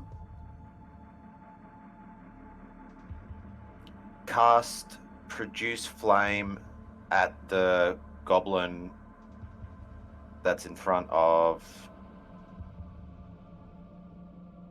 I can't even look his character's name. Crow. I milk his character's name. Oh, Luther. Yep. Cast produce flame at the goblin that's just to the left of Luther. Okay. Make an attack roll. Oh, you guys can't see the nameplates. Nah. How do you share the nameplates, James? I think we all have to do something. Yeah, So you have to do it on your own end. You click on the cog, you put in your name, and then save changes. Oh, then I think you need to go display nameplate. So if you click on our cog, and then there'll be an advanced options, and it'll be display name. There'll be a checkbox, and it should be like for everyone or something like that. The way I did it was I clicked on my own character, clicked on the cog, and then you can pick the name. Yeah, but it's only visible to you by default. The DM has to actually make it for everyone. Now I can see Astius. Oh, yeah. So, Alright, so yeah, make your attack roll with Yep. your fire attack. yep, I did that. Nat 20. Ooh, roll double damage. So you roll your damage die twice. I'm still here. My phone died. So 8 plus 6, so 14. 14, and you were attacking this one? Yep. You create a fireball, and it is surprisingly bigger than normal. And you just hurl it at this goblin, and it almost increases in size a little bit as you throw it, almost to the point where it's almost the exact same size as the goblin. And it just completely engulfs him, and you hear this very brief scream as the flame strikes him and then dissipates. You just see an entirely black, crisp corpse that just collapses limp onto the ground. I look at my hand in some confusion, shrug, and move up to here, which I can do after I've done an action. You can Correct. move after an action. Yep. Yep, and I've got my scimitar drawn, so I've got a melee weapon drawn. Now, as I said before, so which way are you moving? So you can move that way and then in. So that will. Yep, I'll do that. Yeah, but if you were to go straight through that way, then he will get an attack of opportunity because you're leaving a threatening space to get through. So just when you're moving like that, be very clear about which path you're taking, because I will have my monsters attack you if they can. Okay. Yep. Okay. Next is Bunk, I think. Yes, Bunk. I move. Your webcam's frozen, Bung. Yeah, I said that before. I didn't hear you. He's phone dead. I move into like the room, so like to here. Yep. Has either of these two other goblins taken any damage from everybody? The other goblins, no, they're fresh. Okay. I cast Infestation on that goblin. Yes. So 30 feet. Yeah. So is that a save or is that attack roll? It's Constitution save. Okay. Plus 13. Ooh. Ooh. He fails. I do 5 damage. As bugs crawl all around him. Yeah. 4. So you just see these large scarab-like beetles just magically appear onto that goblin, and he starts to panic, and you hear him start screaming as he gets bitten and eaten by these scarabs, and he's sort of jumping up in the air a little bit. And you see large blisters and bleeding, broken skin where the scarabs have bitten him. Hell yeah! So next is Luther. So Luther, can you make a death saving throw, please?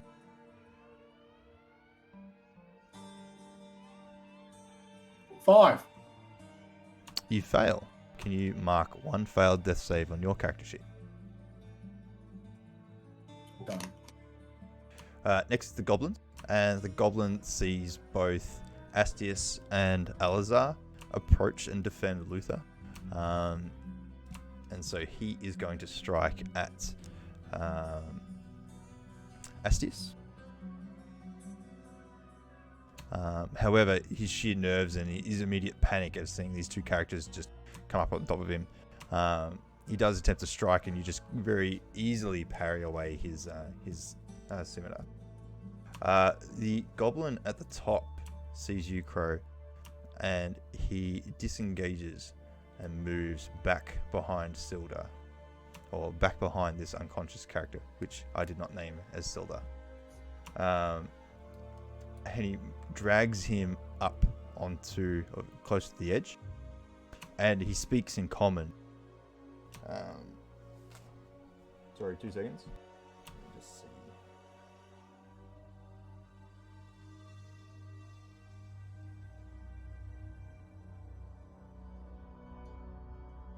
He screams, "Truce! Truce! Or this human dies."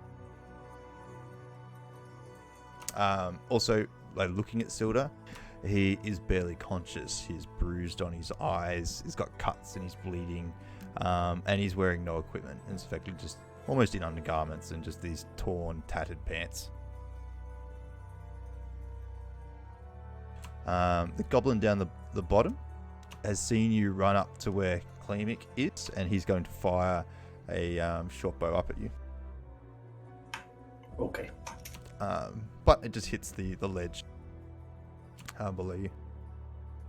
Typical goblins. Calls for truce, tries to shoot. Now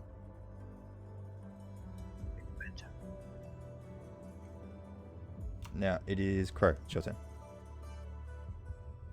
One moment, sorry. So he's called Truth. We can't react to our turns. Is that correct? He's called truce. You still do your turns or whatnot, but you know he's got his own goals and such.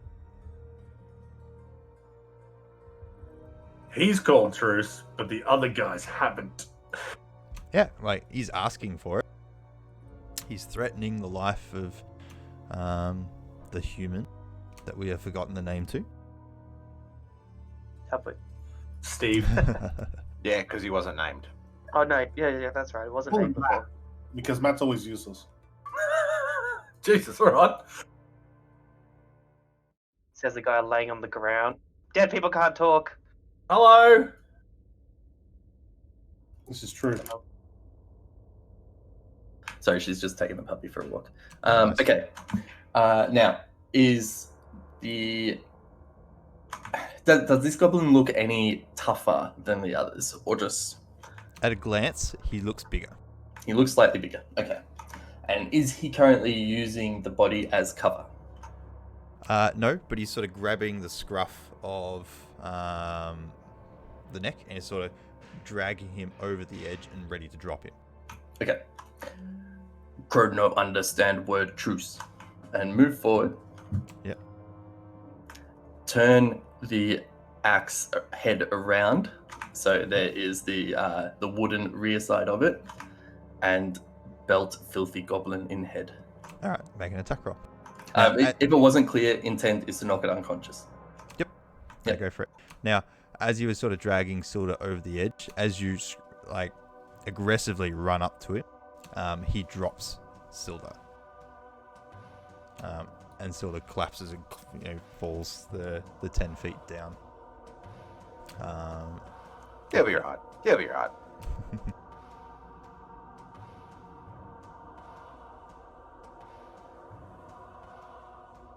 Sorry, one sec.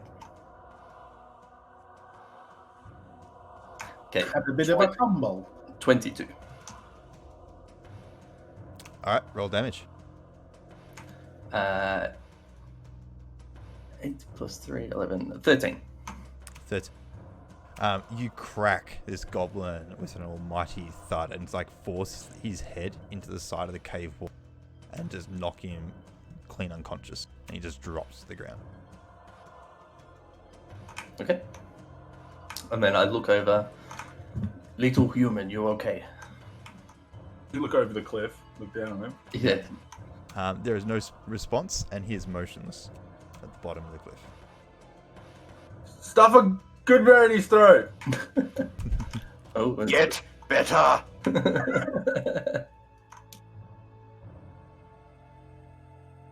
Alright, Alzar, it's your turn.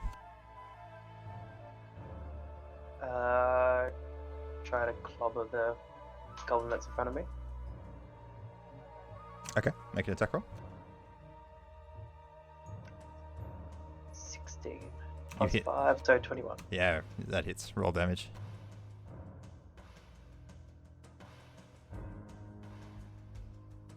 Uh, 4 plus 3, so 7. 7. You just bash in this goblin's face, just completely unconscious and slumps to the ground.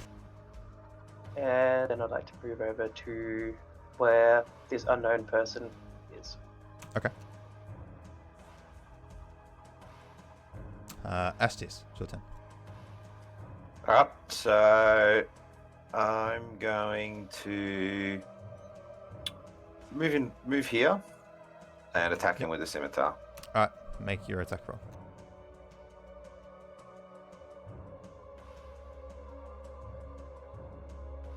I have a sneaking suspicion we just destroyed a group of, like, goblins for no reason. We literally just genocided a clan or a family or something.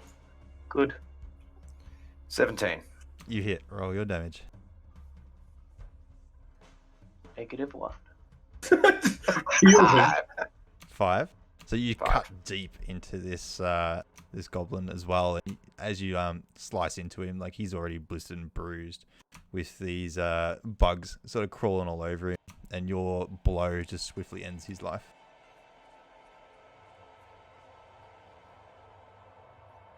Oh, Luther already had his turn. I thought I forgot for a second.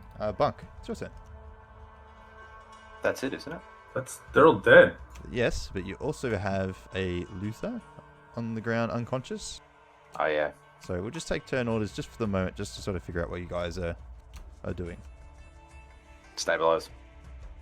I walk over to him and stabilize him. Can you make a medicine check, please? That's just a D20, yeah? Yeah. Oh, you've got a skill, medicine. Yeah. Not natural 20. You've got a +3 on your Nice. medicine badge. So you Yeah, stable. not natural. You yeah, you're able to stem bleeding from Luther's wounds, and you stabilize him. But he's still unconscious, correct? He is still unconscious. Luther, we skip your turn. No death saves needed here. And now it's Crow's go. Okay. CPR!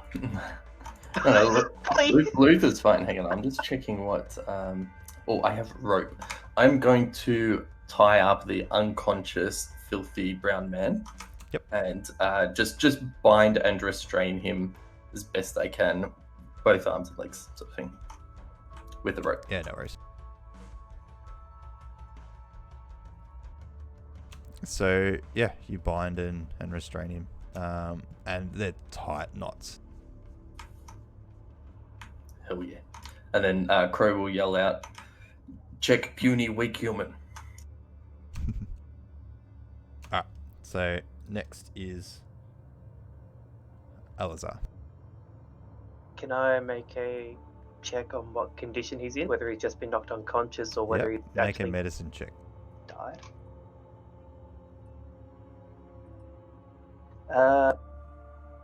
7 plus 2, so 9.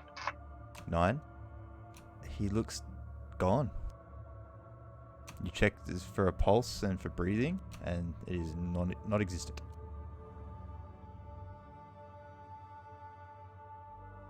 Oh no. Hmm.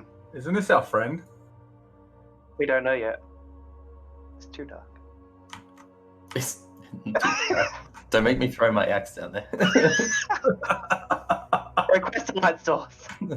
Your shining beacon of axe. There's a fire, like Yeah, right next to him. You got plenty of it. So, what else given can I do that this everyone turn? else is stabilized, we can just go into free actions, so we can do as you sort of please. I'm going to check him again. I've got a good medicine knowledge as well. Alright, make the check again.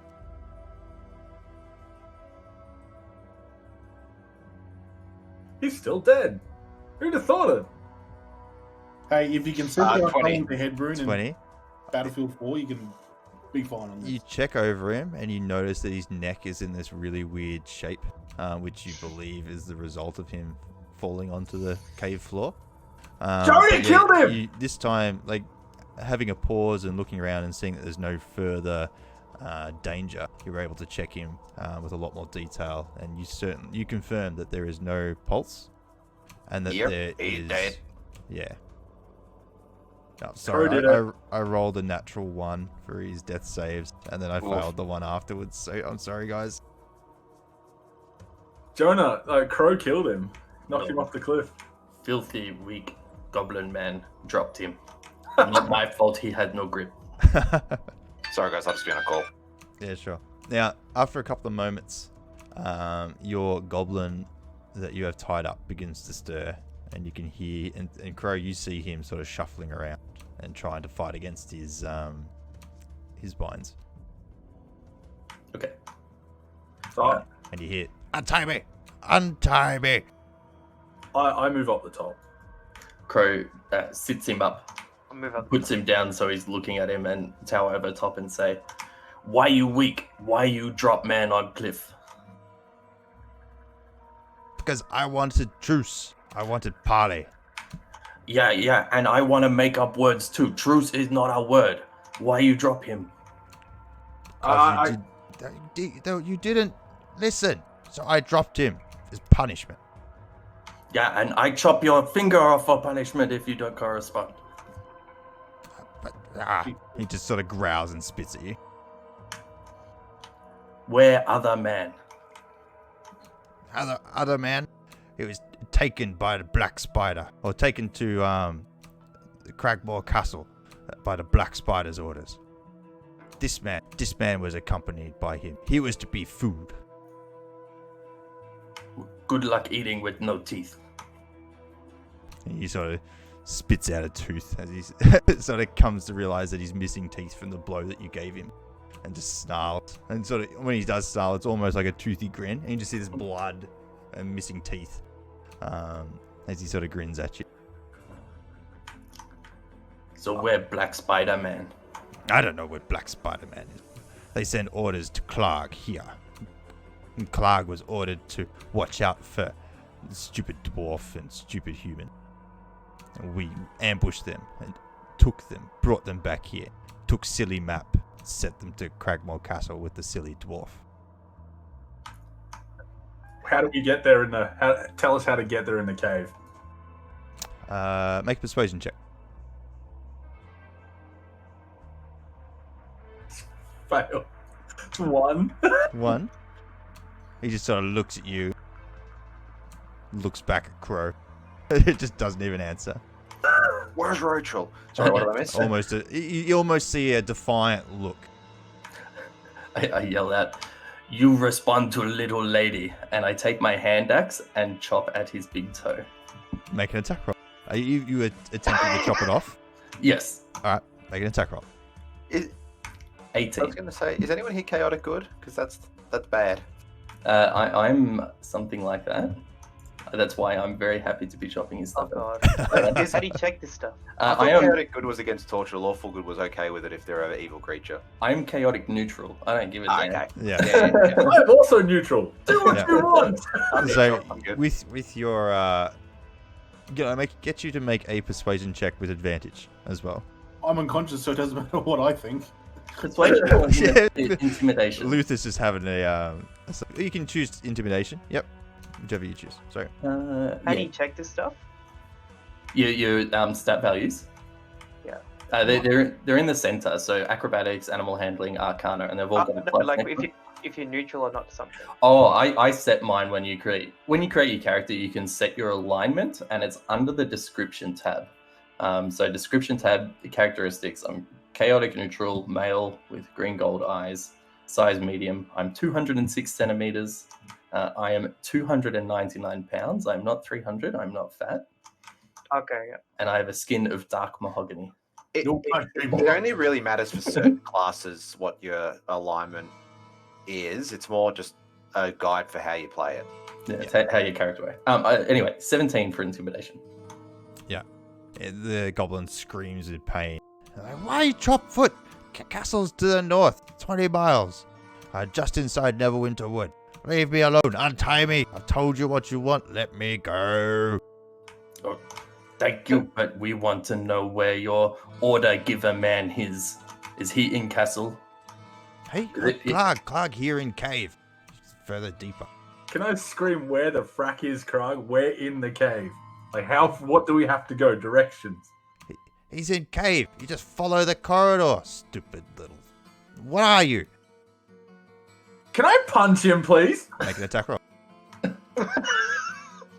Someone get me up. Fumbles. Himself in head. I don't know the one! Another one. Like, you are that, like, insulted that you sort of trip and fall. And, like, a little tears sort of comes out of your eye a little bit. Like, this... it really hurt you. I suggest a crow to hit him. I suggest Bunky to go back downstairs. Okay. You want to be let go? You tell us something Yeah, we want let to me know. go. I told you what you want to know. Don't know anymore. So hold Stupid on. black spider, order us, take dwarf.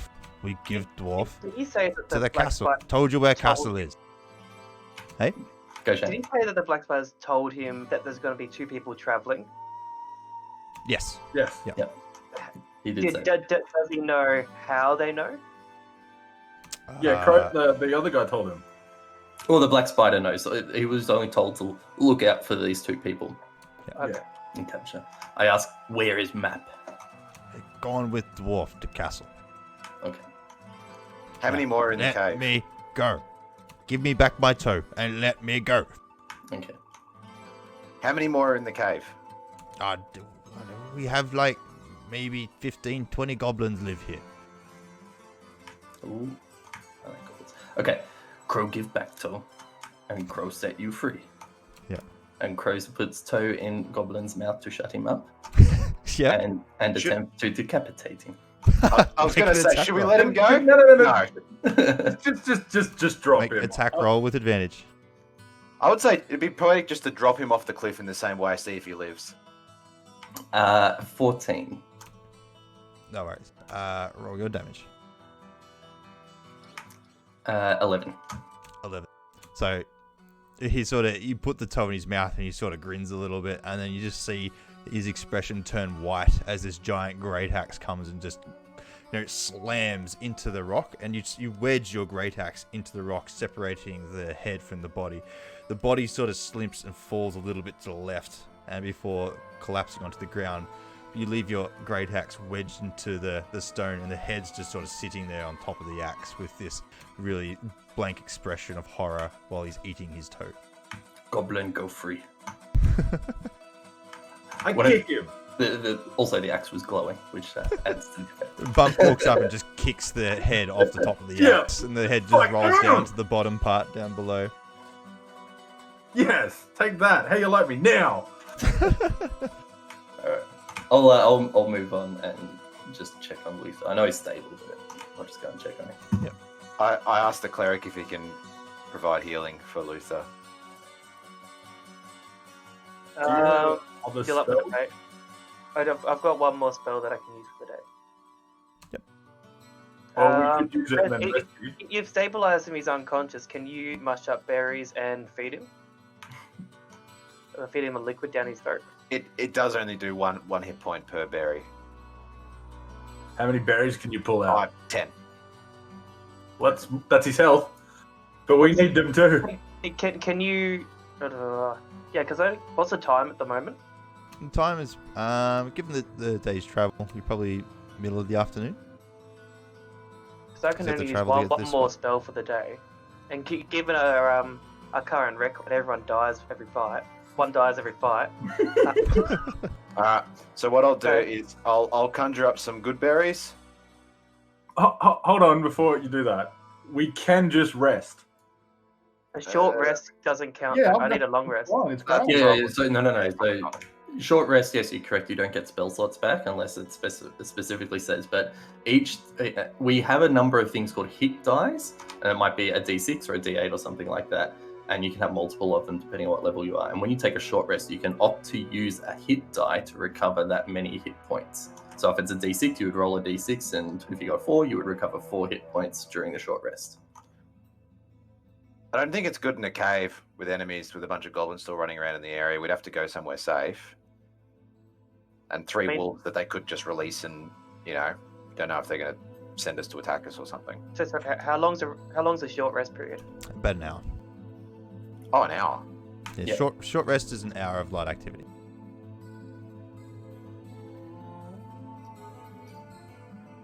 Given that this is the first time you're doing it, so I'll point out some things that perhaps are to your advantage. You are in the goblin barracks, or sort of the goblin common area, so to speak. This particular area looks like a sleep den or a food den. However, there's only one entrance in, which means that you can easily watch in, and there's also a ledge high, so you can sort of hide neatly up the top.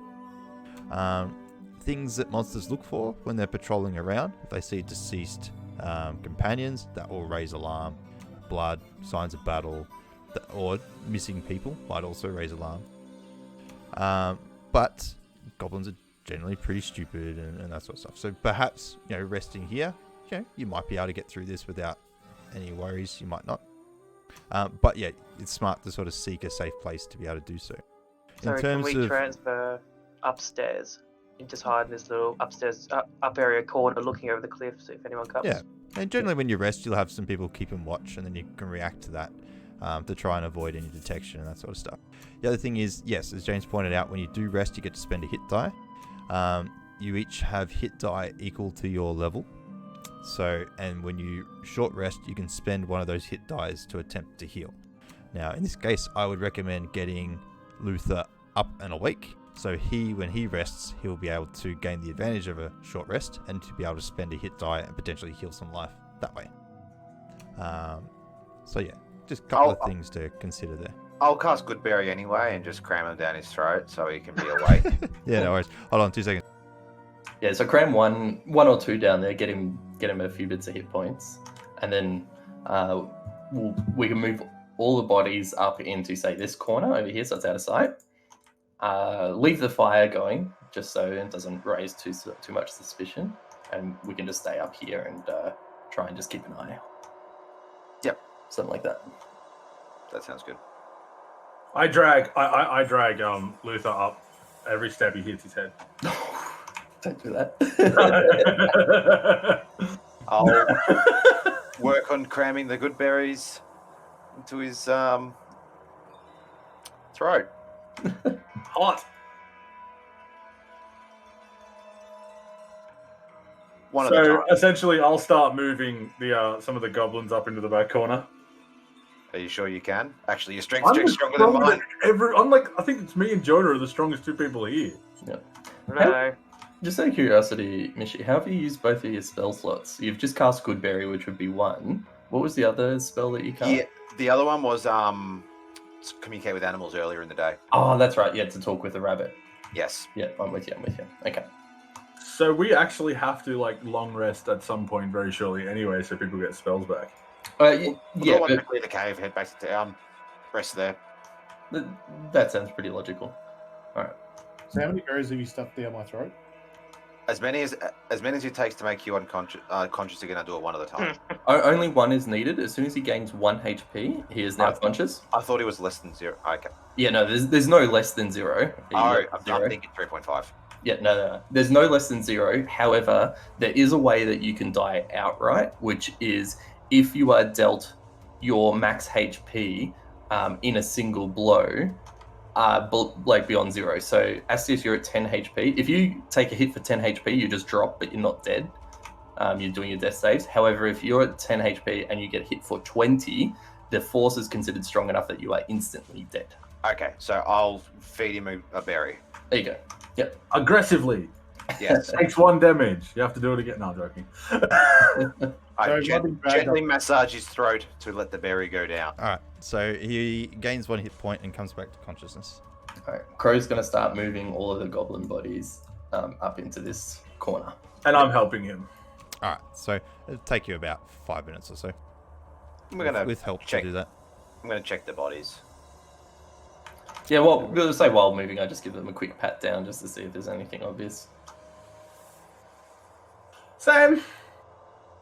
So, on a couple of the bodies, you've find... well, actually, if everyone's checking, get your all make perception checks.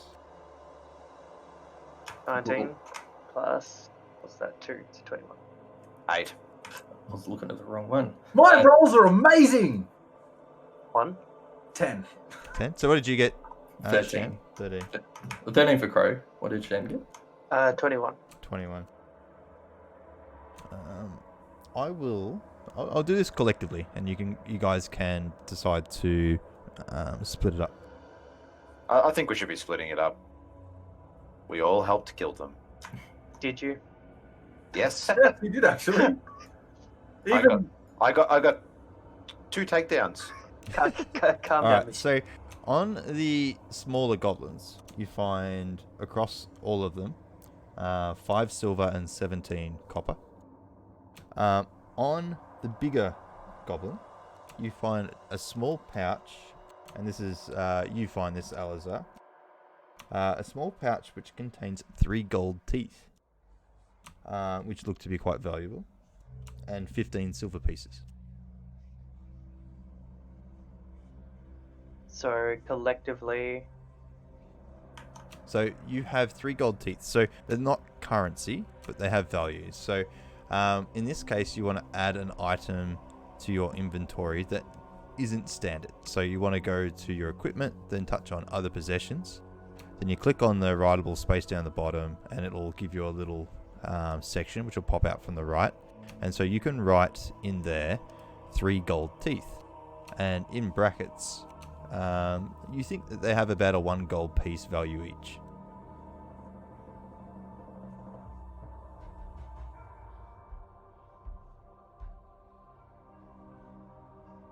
So we collectively we all get 5 silver, 17 copper.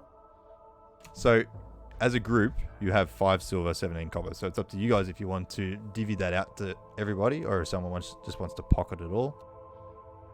my character does not care about like currency that much. If you guys want to give it to it, she's fine. But if not, she's not stressed. so you said I found 15 silver pieces as well. Yes, there was 15 silver pieces in that bag as well. I just divvy that up with the party as well. All right, so everyone gets 3 silver pieces each then.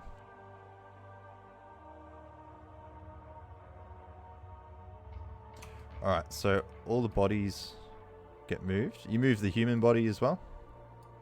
Yeah, all bodies. They just get piled onto a big unconscious /dead/headless body in the corner. Can I investigate the room to see if that guy's gear is anywhere around? Yeah, of course. Make a perception check. 12. 12. You have a look through the goblin sacks, through the lower levels, so the upper levels, sort of checking behind the stalagmites and such on the ground. Also checking the rubble to the northern edge of this particular cave as well. You find no trace of his gear. Okay.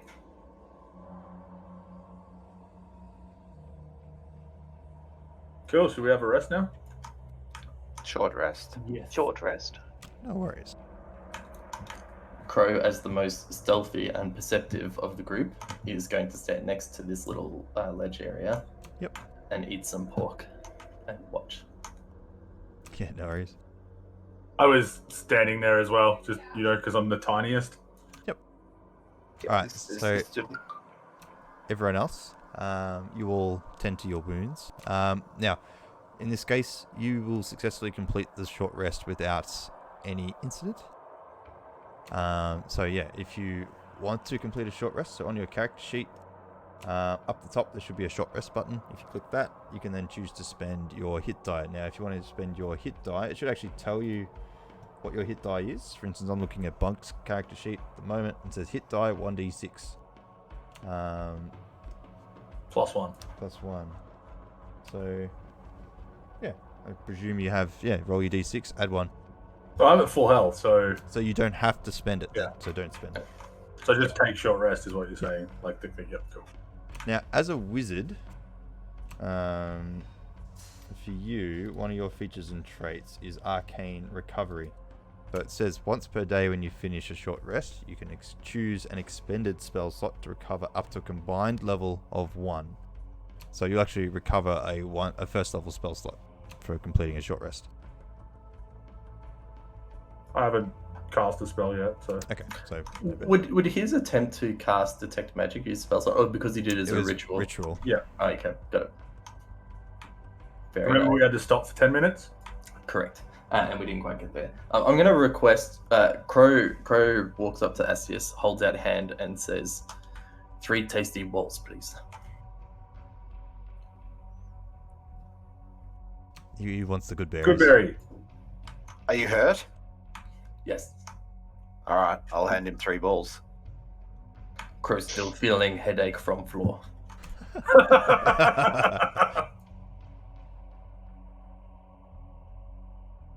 Right, thank you. What's our hunger and stuff at, Dottie? Like, You're pretty good. okay, cool. We all eat good berries at some point because they satisfy your hunger for 24 hours. We did. I handed them out pretty liberally the other day. The other thing is, like, generally I don't enforce food eating and stuff. I'll leave that to flavorish stuff for you guys to roleplay, unless you're going out on some sort of large adventure where we need to sort of keep track of it. Yep. 2 seconds. Hi, Callie!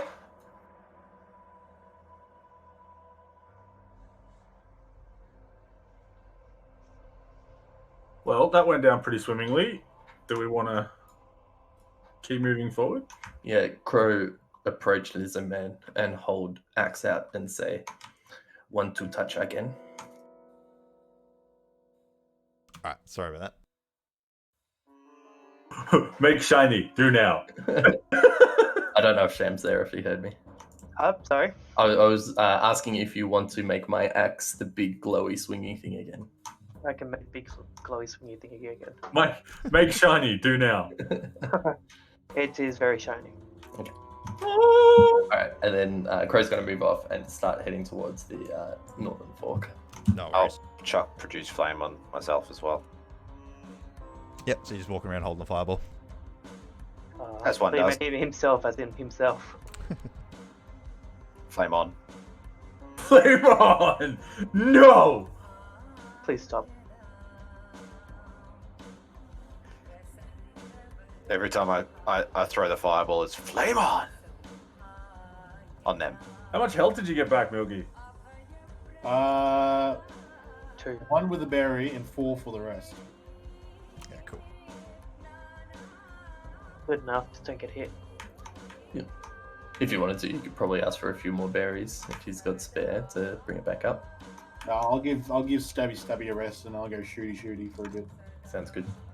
No worries. So this corridor, Crow, begins to hook off towards the east. What was the name that was given to me by the goblin that's still in this cave? Clag. Clag. Sounds like my cousin's husband. Move forward more. So move forward about 15 feet more. And my character's like, I had a little rat named that once. How did I end up behind Crow? Fuck you then. You're excited. You're following through. Buddy. In good mood. Alright, Buddy now we are. this cavern pathway ends up hooking around and leading onto the bridge that you saw from before. Okay, alright. Crow approach the bridge and want to check to see if it can hold his enormous, weighty ego. So, Make us perception. So the bridge collapses. Perception 16. 16. Alright, so what you see... So the bridge itself, yes, it does look stable and sturdy enough for you to walk across. But what you also see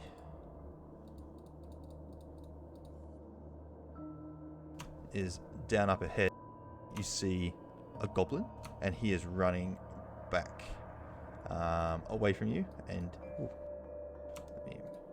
I'm on the wrong layer. Hold on, that one. So he moves away out of sight, and you hear him sort of muttering in his goblin tongue, like, ah! He sort of runs away and it disappears out of sight. Now, as you guys are approaching around this way again, the sound of the waterfall starts to get quite loud. So, from that interaction, have I gathered that he's seen us? Yes. Okay. How far away is your night vision thing? 60 feet. Okay. So yeah, I would have seen all of that. But even still, your light is giving off dim 20 light foot. at 60 feet. 40 foot, I think it is. So you... yeah, with light, 20, it's a... 20 foot radius and a dim light for an additional 20. Yeah. So that all would have seen that. Okay, so I'm hearing the waterfall. Sorry, I'm hearing the same rush that we heard when I was standing in there in the stream before. Yep. Right. Crow gonna pause. I run into the back of Crow's leg, essentially. It's like, dunk. Oh, what?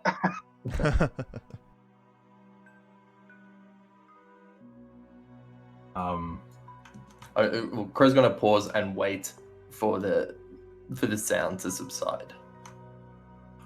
Sorry. So when you have a look, you don't see rushing water beneath. Oh, so are you waiting to see if water rushes? Yes, because I've heard the sound that when I heard the sound in the past, lots of water rushed through. So there's this constant sound of a waterfall Yep. in the background. And then when all that water come rushing by, you heard like a deafening rush of water. So currently, you do not hear that deafening rush. Right. Sorry, I thought you articulated that I did hear it. In that case, Crow is going to progress with a little more haste after the goblin. Sure. I basically like sprint across the bridge as quick as I can. So you walk at our normal speed. As you rush across the bridge, you sort of get a bit of a look further around, and you can see what looks to be a few stone steps leading up into the darkness to the west, or to the east, and also you get a bit more of a sight on the stream. Now, as you approach this space,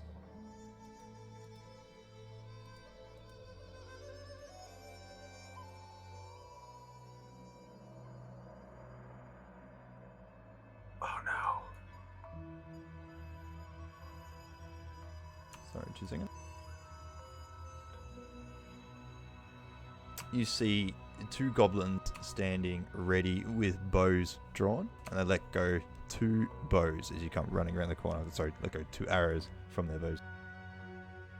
Is this a surprise? Yes. Okay. Now, first one is a 21, and the second one is a 12. Only the first one hits. So you take 5 piercing damage as one of the arrows strike you. And I get everyone to roll initiation, please. 6 for Crow. 18 for Bunk. 5 for Alazar. 21 for Astius. 12 for Luther. So essentially, I'll get a good roll if Shem and Jonah get shit rolls. Yes. Alazar, what did you get? I got 5.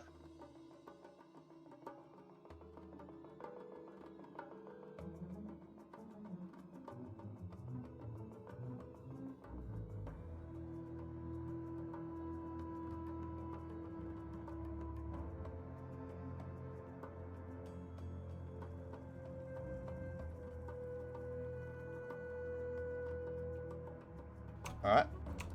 Astius, you're up. Good You damage, have my just friend. seen 2 arrows come flying into the cabin area, which you guys currently are, and Crow gets struck by one of them. Again? No, not again. That's just what he said.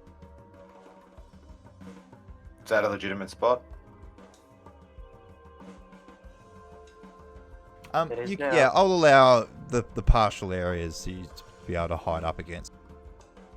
Alright, so I'm gonna flame on So if you're Flame there, on! at the closest one.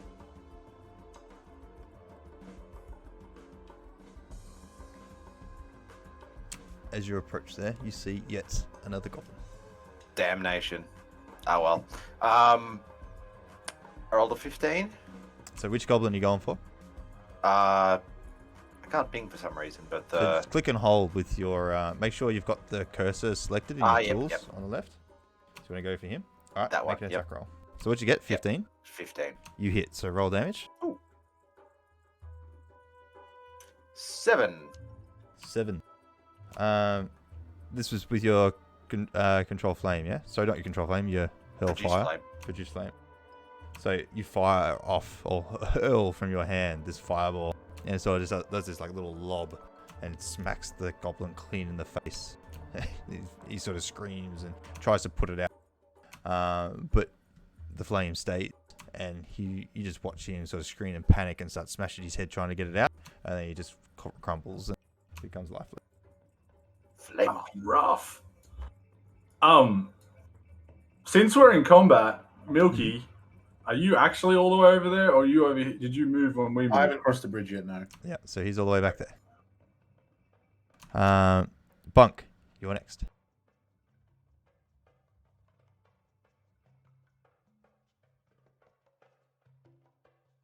Going to move there. Now, you won't be able to see the goblin on the left from where you are. No, the one straight in front. Correct. I'm going to cast Toll the Dead on it. Yep. Is it an attack roll, yeah? Or is that a saving throw? That's a saving throw, wisdom. Do I have to wisdom? What's the number? 13. He passes. So does You passed anything it? happen on a pass? Yep, 2 seconds.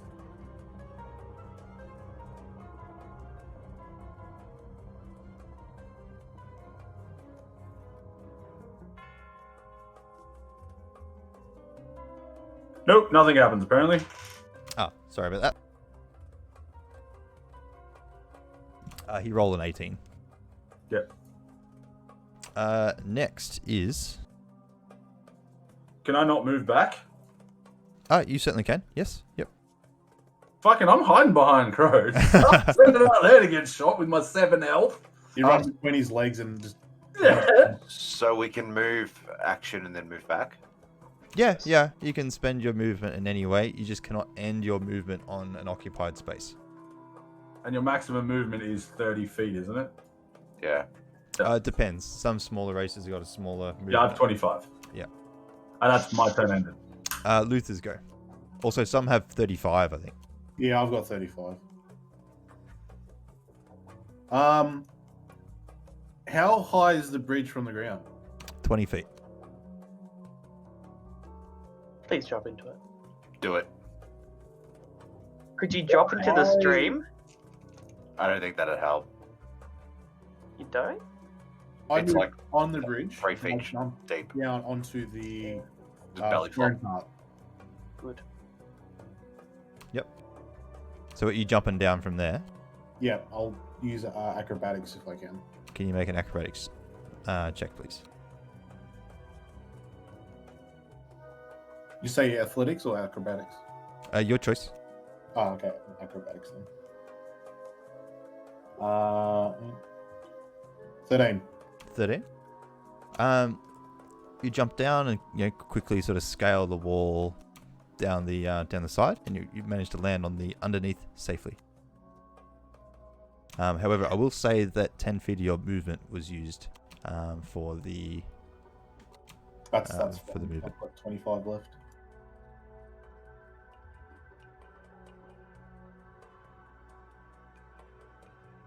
I'll move to here. Yep. Damn it. Do you have 15 left? No, I got 35. Okay. Yeah, but you moved across the bridge. Moved across the bridge and down 20 foot. Yeah, so he's got 15, so So- he's used all of his movement now. Yeah, he's moved it all. Okay. Oh yeah, I moved all mine. Then I'll use... Check you got vision first. I'll roll stealth. I want to attack. I'll roll stealth. Do you want to try and hide? Yeah. Yep. So make a stealth check. 26. Like as you're sort of moving across that northern edge, you take a lot of care with your steps, and you completely disguise your movement with the sound of the running water, and you're very confident that nobody has seen you yet. All right, so next is Crow.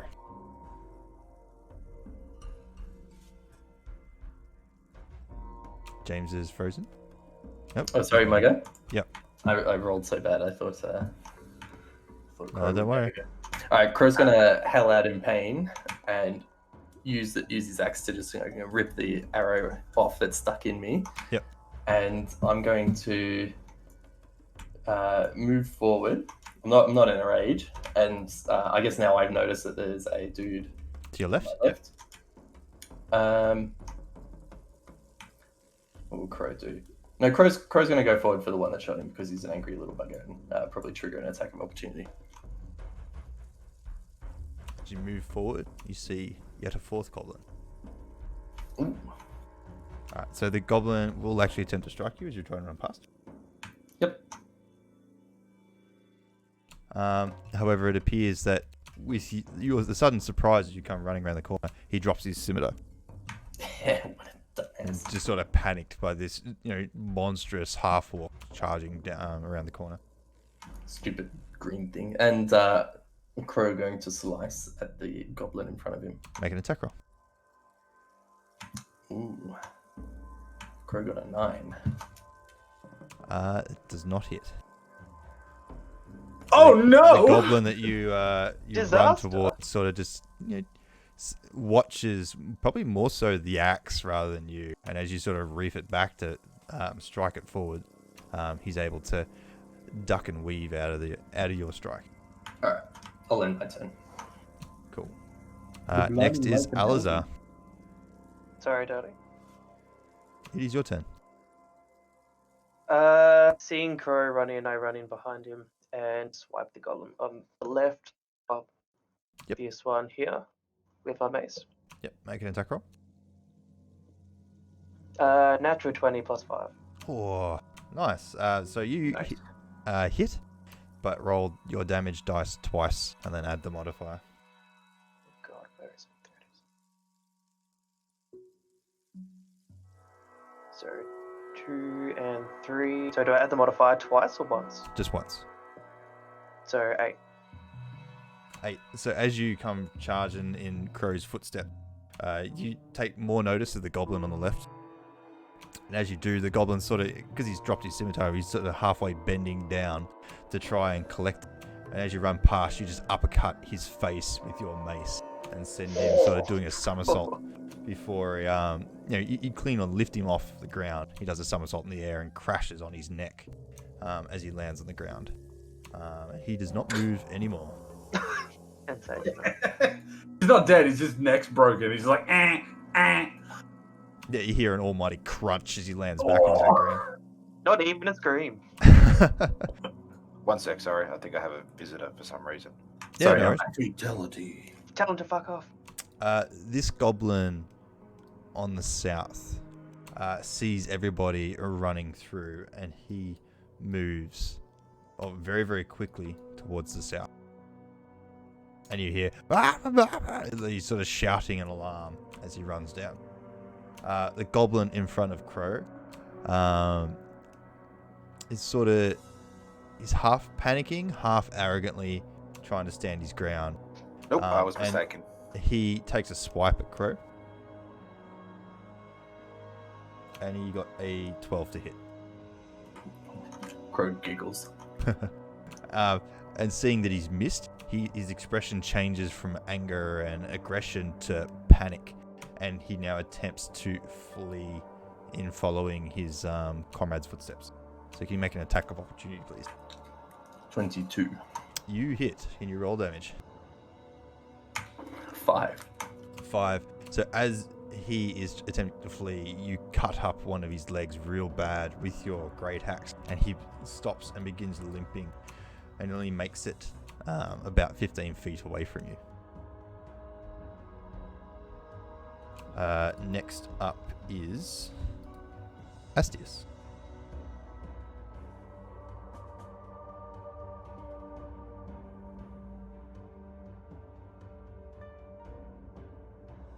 So I'm going to move to there, which was about 5, 10, 15 feet. Yep. And I've got line of sight onto him, don't I? You do. Yep. Flame on. Make an attack roll. I hate you. Many people do. I don't. I don't And- either. And, Yes, you do. it's a 9, so that's a miss. Crow-like destruction. Yep. So you sort of throw, but he sort of, with his limping, he manages just to time a limp just perfectly and duck underneath your fireball.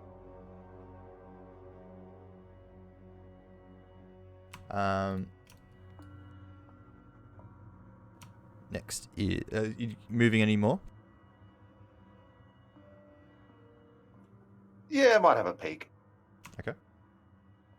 So that's another 10, making it 25. Anything to see? There is. Hold on. That's puppy. He's just back from his walk. He's so excited. I'll see if I can.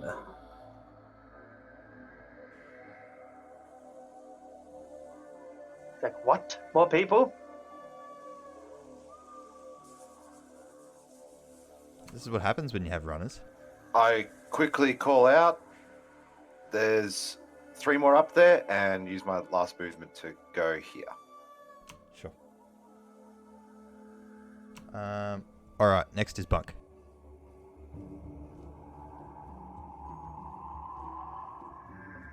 I moved to there. In front of Crow. Yep. I cast Chill Touch on the goblin running away. All right. Make an attack roll.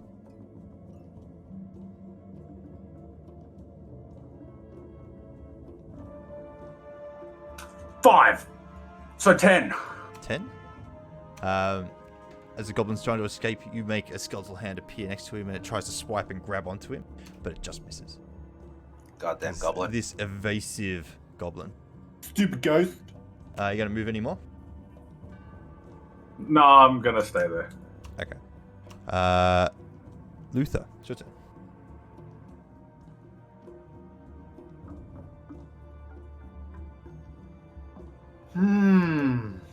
Take the shot. No, you're in the way. Well, everyone You're else is probably 5 feet or so lower than everybody else at the moment. So you've got to climb to get to the same level. Up the stairs in front of you.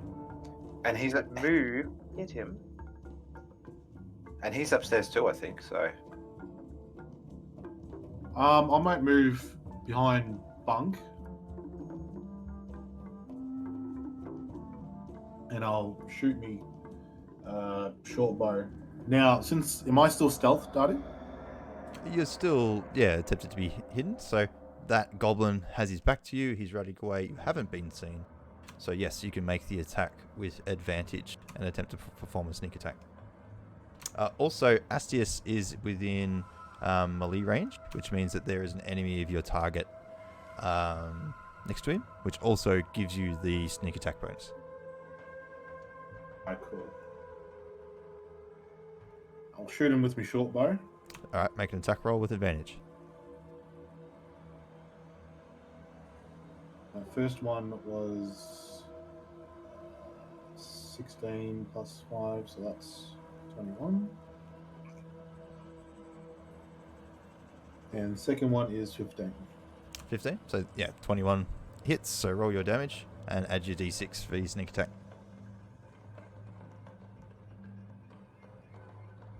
9 for the first one. So you don't get to make 2 attacks with the bow, only 1 attack. So by rolling with advantage, it just increases your chance of making a single attack, because you get to roll the dice twice and pick the higher value for your attack. It's not actually 2 separate attacks. It says I can add an extra 1d6. Oh, sorry. I thought you were making a second complete attack. No. You do that. You're right. and shut up. extra 3 damage from the 9. So 12 damage. Yep. Yeah. So as he's sort of limping away, like there's been a fireball, a mini ball of fire, I should say, lobbed at this goblin. There's been a skeletal hand reach out and try and get it. And you've just run up the stairs, composed yourself quite nicely, drawn the bow back, shot, and just collected it straight in the head. And he just trips and falls and collapses on the ground, with his arrow sort of sticking out on the side. I whispered a bug for Frodo. So I'm going to say he manages another 5 feet and trips and falls. And there he goes. But for Frodo. All right. Next is Crow.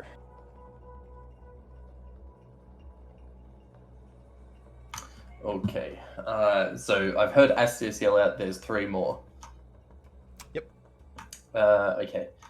In that case, Crow is going to charge forward. Wait, actually, what's my movement? I think I'm just 30. Where do I see my movement again? Ah, there it is. Speed. Yeah. Hang on.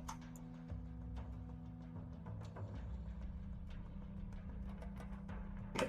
All right. So 25 to move into this space. That's aggressive.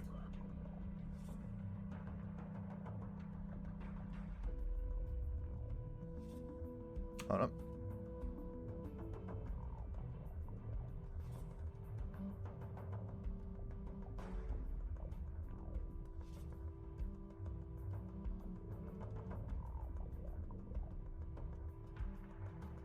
Luckily, there was no more. Or is there? All right. What are you doing? And Crow is going to slash at this. Actually, sorry. Crow's going to go into a rage. So bonus action into a rage. Rip and tear. And then attempt to decapitate this one. And I got a 17 on the attack roll. Roll your damage. 12. Well, You just decapitate him. Yeah. Now, I had my attention elsewhere, so was it the bottom one? Yep. And then I'm going to let out an almighty orcish roar at the other 2.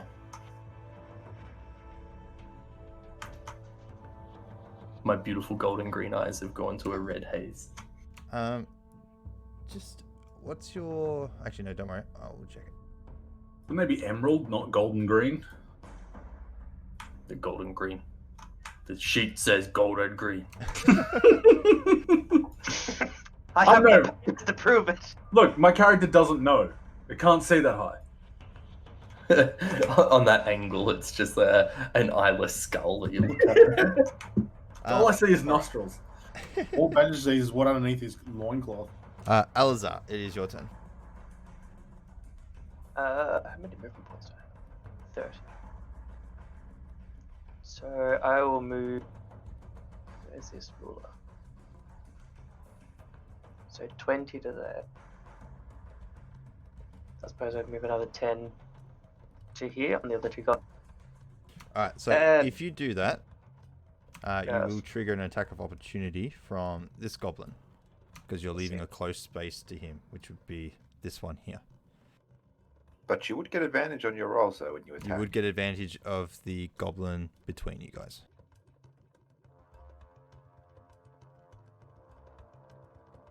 Hit him in the face! I want to hit him in the face. So you're going to move to there? Yes. Alright, so the goblin, as you attempt to run behind him, he sees you enter the room and he will strike you. Kick him in the dick.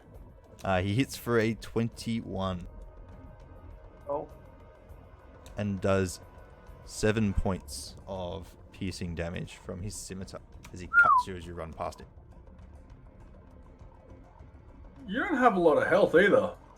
I got 9. It's fine. Alright, so if you attack the goblin in the center now, you have advantage on that attack roll. Because he is flanked. Oh, okay. Badger, check the player chat in Discord. My laptop went flat, so I can't see that. So 18. Yep, so that hits, so roll your damage. You're the monkey. 7. 7. Beautiful. So with your mace, you just, after he cuts into you, you return a blow and just like crack him straight in the face with your mace. You hear an almighty crack in his neck from the force of the blow, and he collapses underneath himself.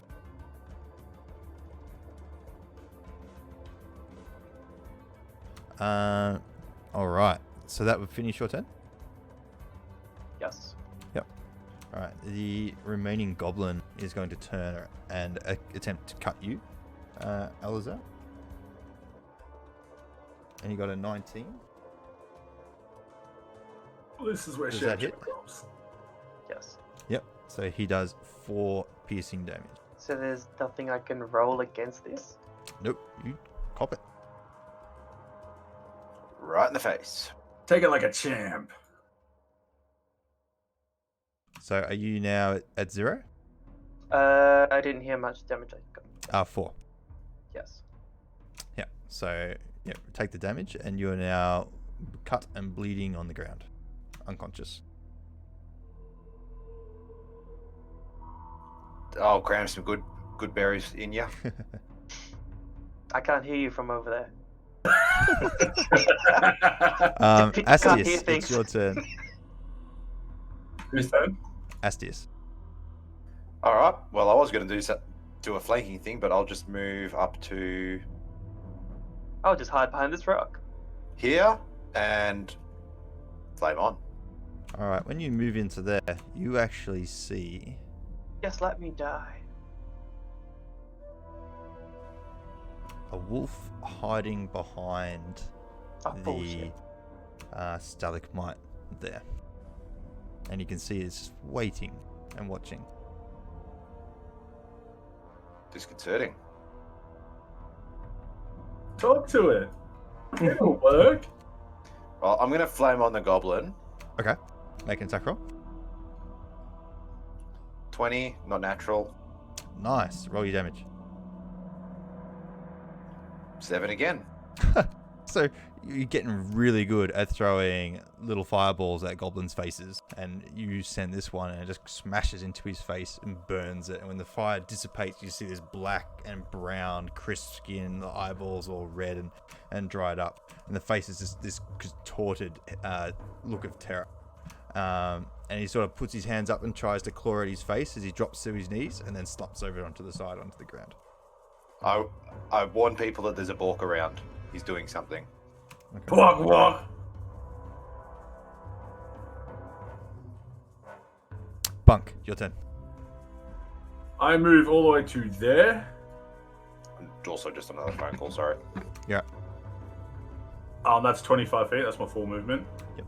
And I cast Chill Touch on. As the wolf hasn't engaged us at all. Not yet. Okay, I ignore its existence. Astius has said that there's a wolf there, so you now would know to look for it. Yeah, but if it hasn't engaged, it's going to attack us. Whatever we do. Oh, okay. Well, if you're wanting to wait and see what it does, that's totally fine. That worries me when you say that, Darty. Yeah, that's that. Yeah. I'll shut up. What are you gonna do? I'll use Chill Touch on the wolf. Okay. 19. That hits. Roll your damage.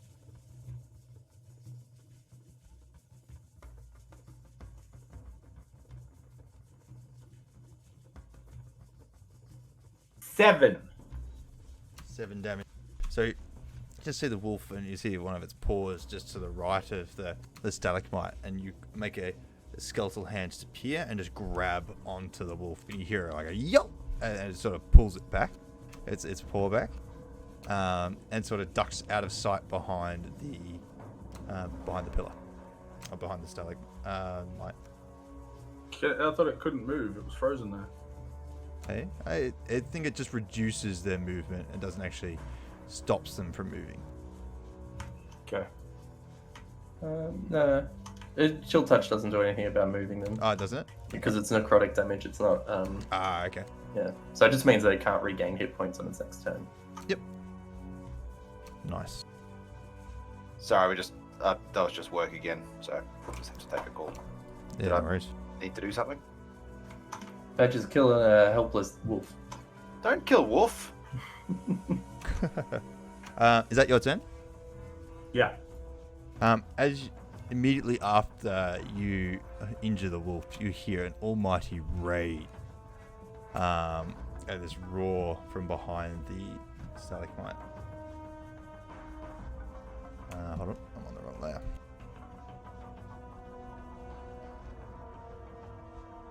As this large, sort of humanoid, about the same size as Crow, this hairy, muscly humanoid with massive teeth and this really thick, bearded face, and sort of long ears, roars, and he just charges forward. Good thing Alazar's unconscious, otherwise he'd be a threat. And he sees the threat being Crow and immediately makes a strike against Crow. Yes, I was hiding behind Crow all along. So when Crow gets hit, you get flattened between Crow and the wolf. It's 15 to hit. That hits. I don't think rage increases my... No, it doesn't. Yep, that hits. So as he charges, you see him dragging this large spiked club, and he just smashes it into your chest. And you take 8 piercing damage. So I take 4 piercing damage. I believe. Yeah. A resistance to bludgeoning, piercing, and slashing damage. Yep. And as he hits you, he goes, "You leave! You get out of my cave!" Get out of my swamp. Luther, your turn. I think I attacked Donkey, that's why he's mad at us.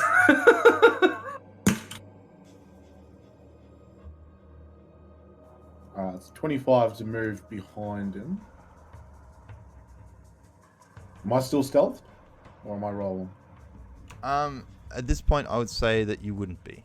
But because he is surrounded by enemies, you would also still get the sneak attack bonus, damage bonus. Cool. I'm going to stab him, take my revenge. Alright, make an attack roll. And Milky's a pancake.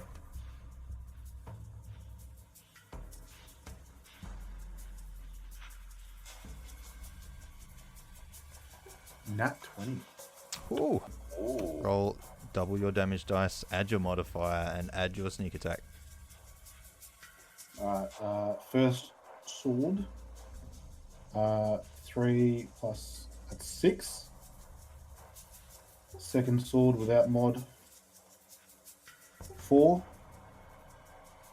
Now for the sneak. 2. So 12 damage in total. Yes. So you just sort of, skulking in the shadows, just appear and drive a short sword deep into Clark's sort of, on the side of his shoulder.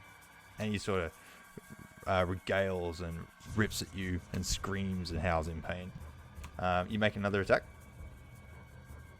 With the D6 or? Hey, well, that was only one attack, so you can You're make okay. a second one with your... Oh, right, okay.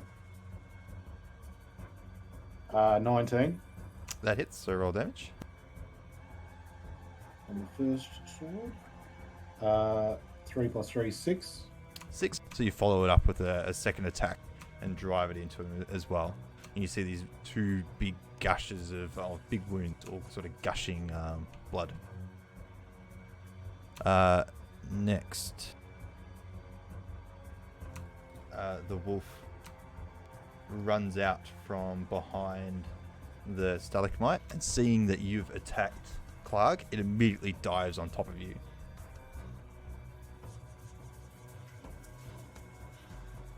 And makes a bite attack.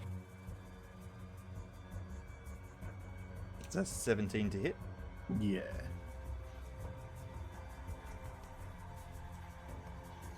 I feel it. And you take TPK 7 coming. piercing damage from the bite. As it just 7. Yep. Yeah. It leaps on top of you. It starts tearing at you. I am unconscious again. Seeping! You and Shem are seeping! Shh. Sleep tight. It'll be over soon. Next is Crow. Crow yell out, Clag leave cave or Clag die. And I'll take a swing at Crag. Okay. Make an attack. 16. Oh, hold on. Need to check this. You hit. Roll damage. 4 plus 3 plus 2, 9. 9. So after being struck by the spiked club that he had, you follow up with a wide arcing strike from your great axe, and it cuts in deep into Clark's torso area.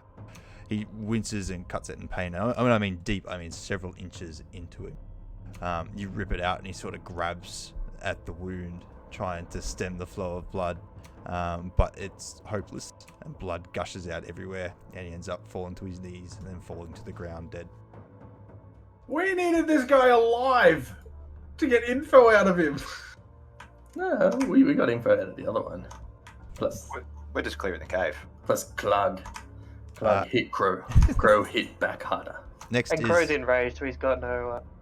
next is Oh, Alazar. Well, sorry, but before I end my turn, I'm going to step over, like sort of occupy the spot, but just step over Crag's body. Yep. And I'm going to growl towards the wolf as if taunting it. You know, I killed its master. Can you make an intimidation try me. check? This crow's a little baby. 5. 5. The wolf just growls It's like back at you and sort of bites deeper into Luther because he hasn't let go yet and still sort of semi-mauling it. You don't take any damage or anything. It's just... So, Alazar, can you make a death saving throw, please? I don't want You do it. to. What do I use? D20. Another 20? Just straight D20. Roll and tell me what the number is. 13. 13? That's a save. So mark 1 save on your character sheet.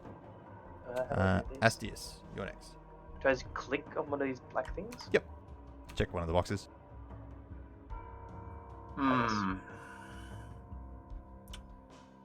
Not much chance of calming the bulk down, is there?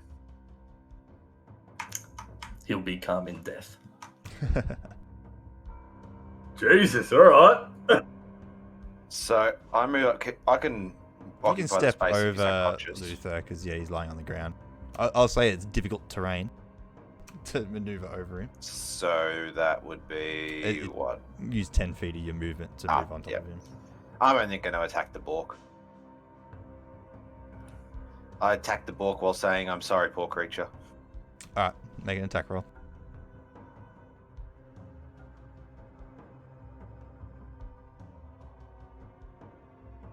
So that would be a 19, That hits, so roll your damage. 6 damage. 6 damage. So what are you attacking him with?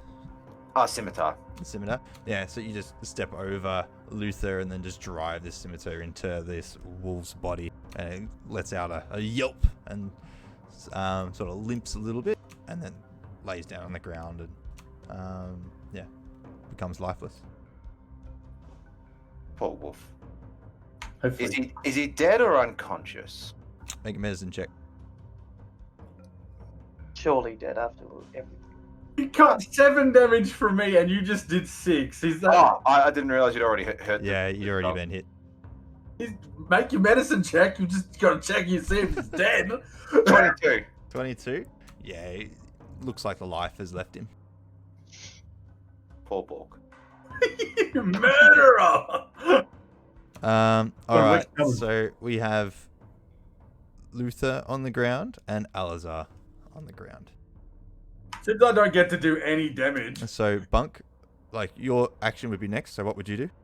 I'm gonna go over to the cleric and stabilize him because I don't really have much else I can do to him.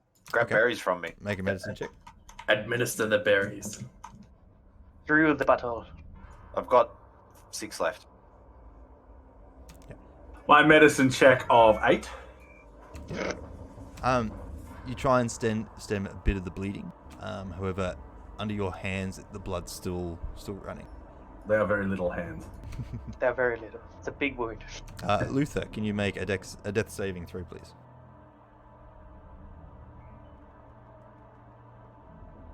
13. 13? That's a pass. Crow, it's your turn. Crow's gonna subside the rage with that blow that he did, and I'm going to reach into Astius's pocket and grab a berry to try and shove it to Luther's throat. Oh, thank the Lord, it's not me. Can you make a medicine check, please?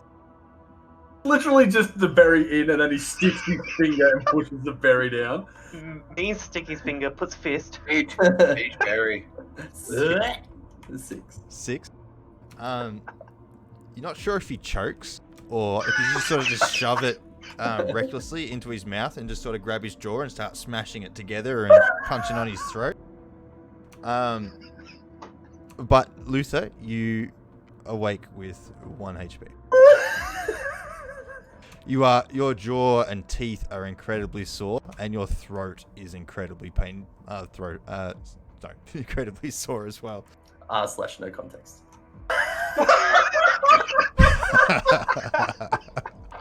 I wake up and I look at Crow with my back on the ground, just giving him a WTF face. Just, why am I sore?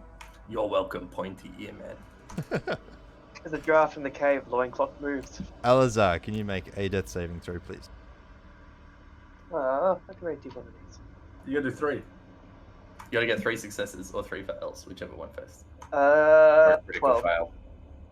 Alright, you can mark another success. And then it's Astius at your turn. I will gently place the good berry down Alazar's throat. Okay. And then jam his jaw shut. Alazar, you'll awaken with 1 HP as well. I love how I don't get to make the medicine check. You're very well versed in giving good berries to people. Yeah.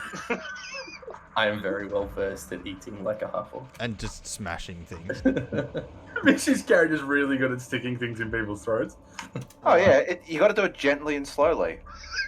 You guys are now all conscious.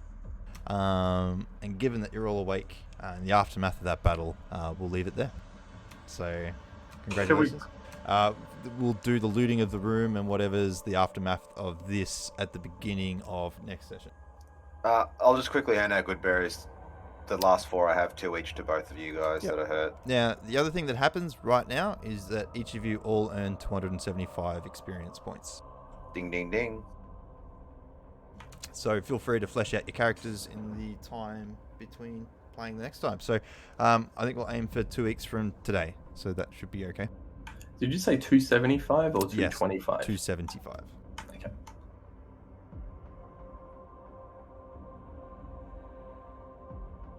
Woo! Congrats. Well done.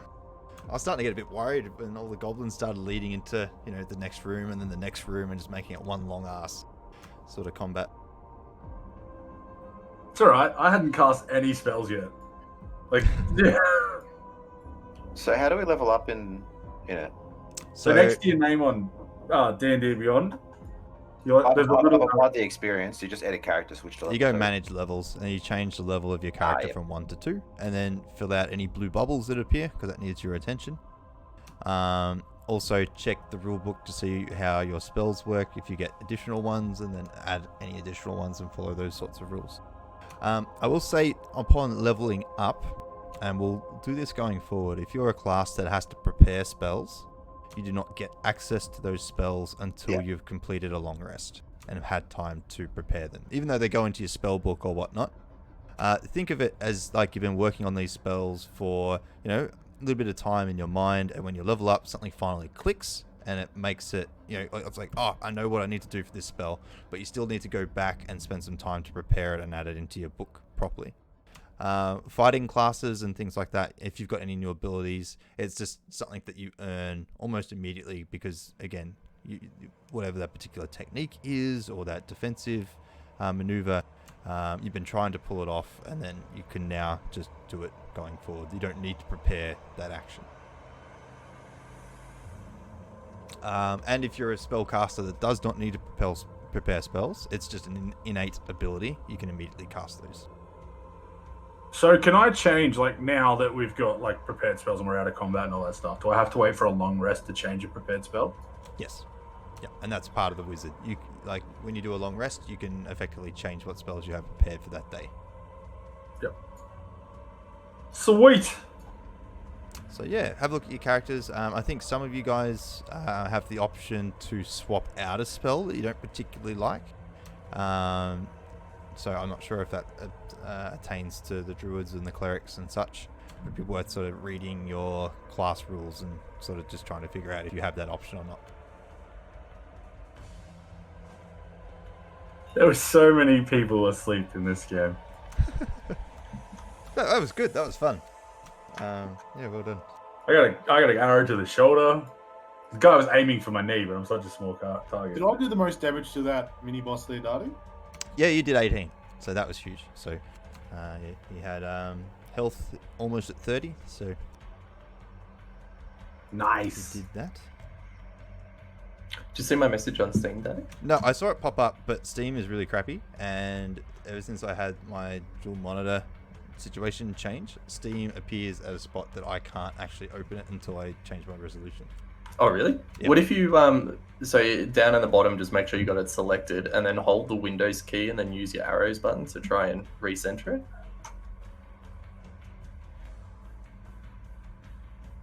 Or the other option is change your monitor position in Windows.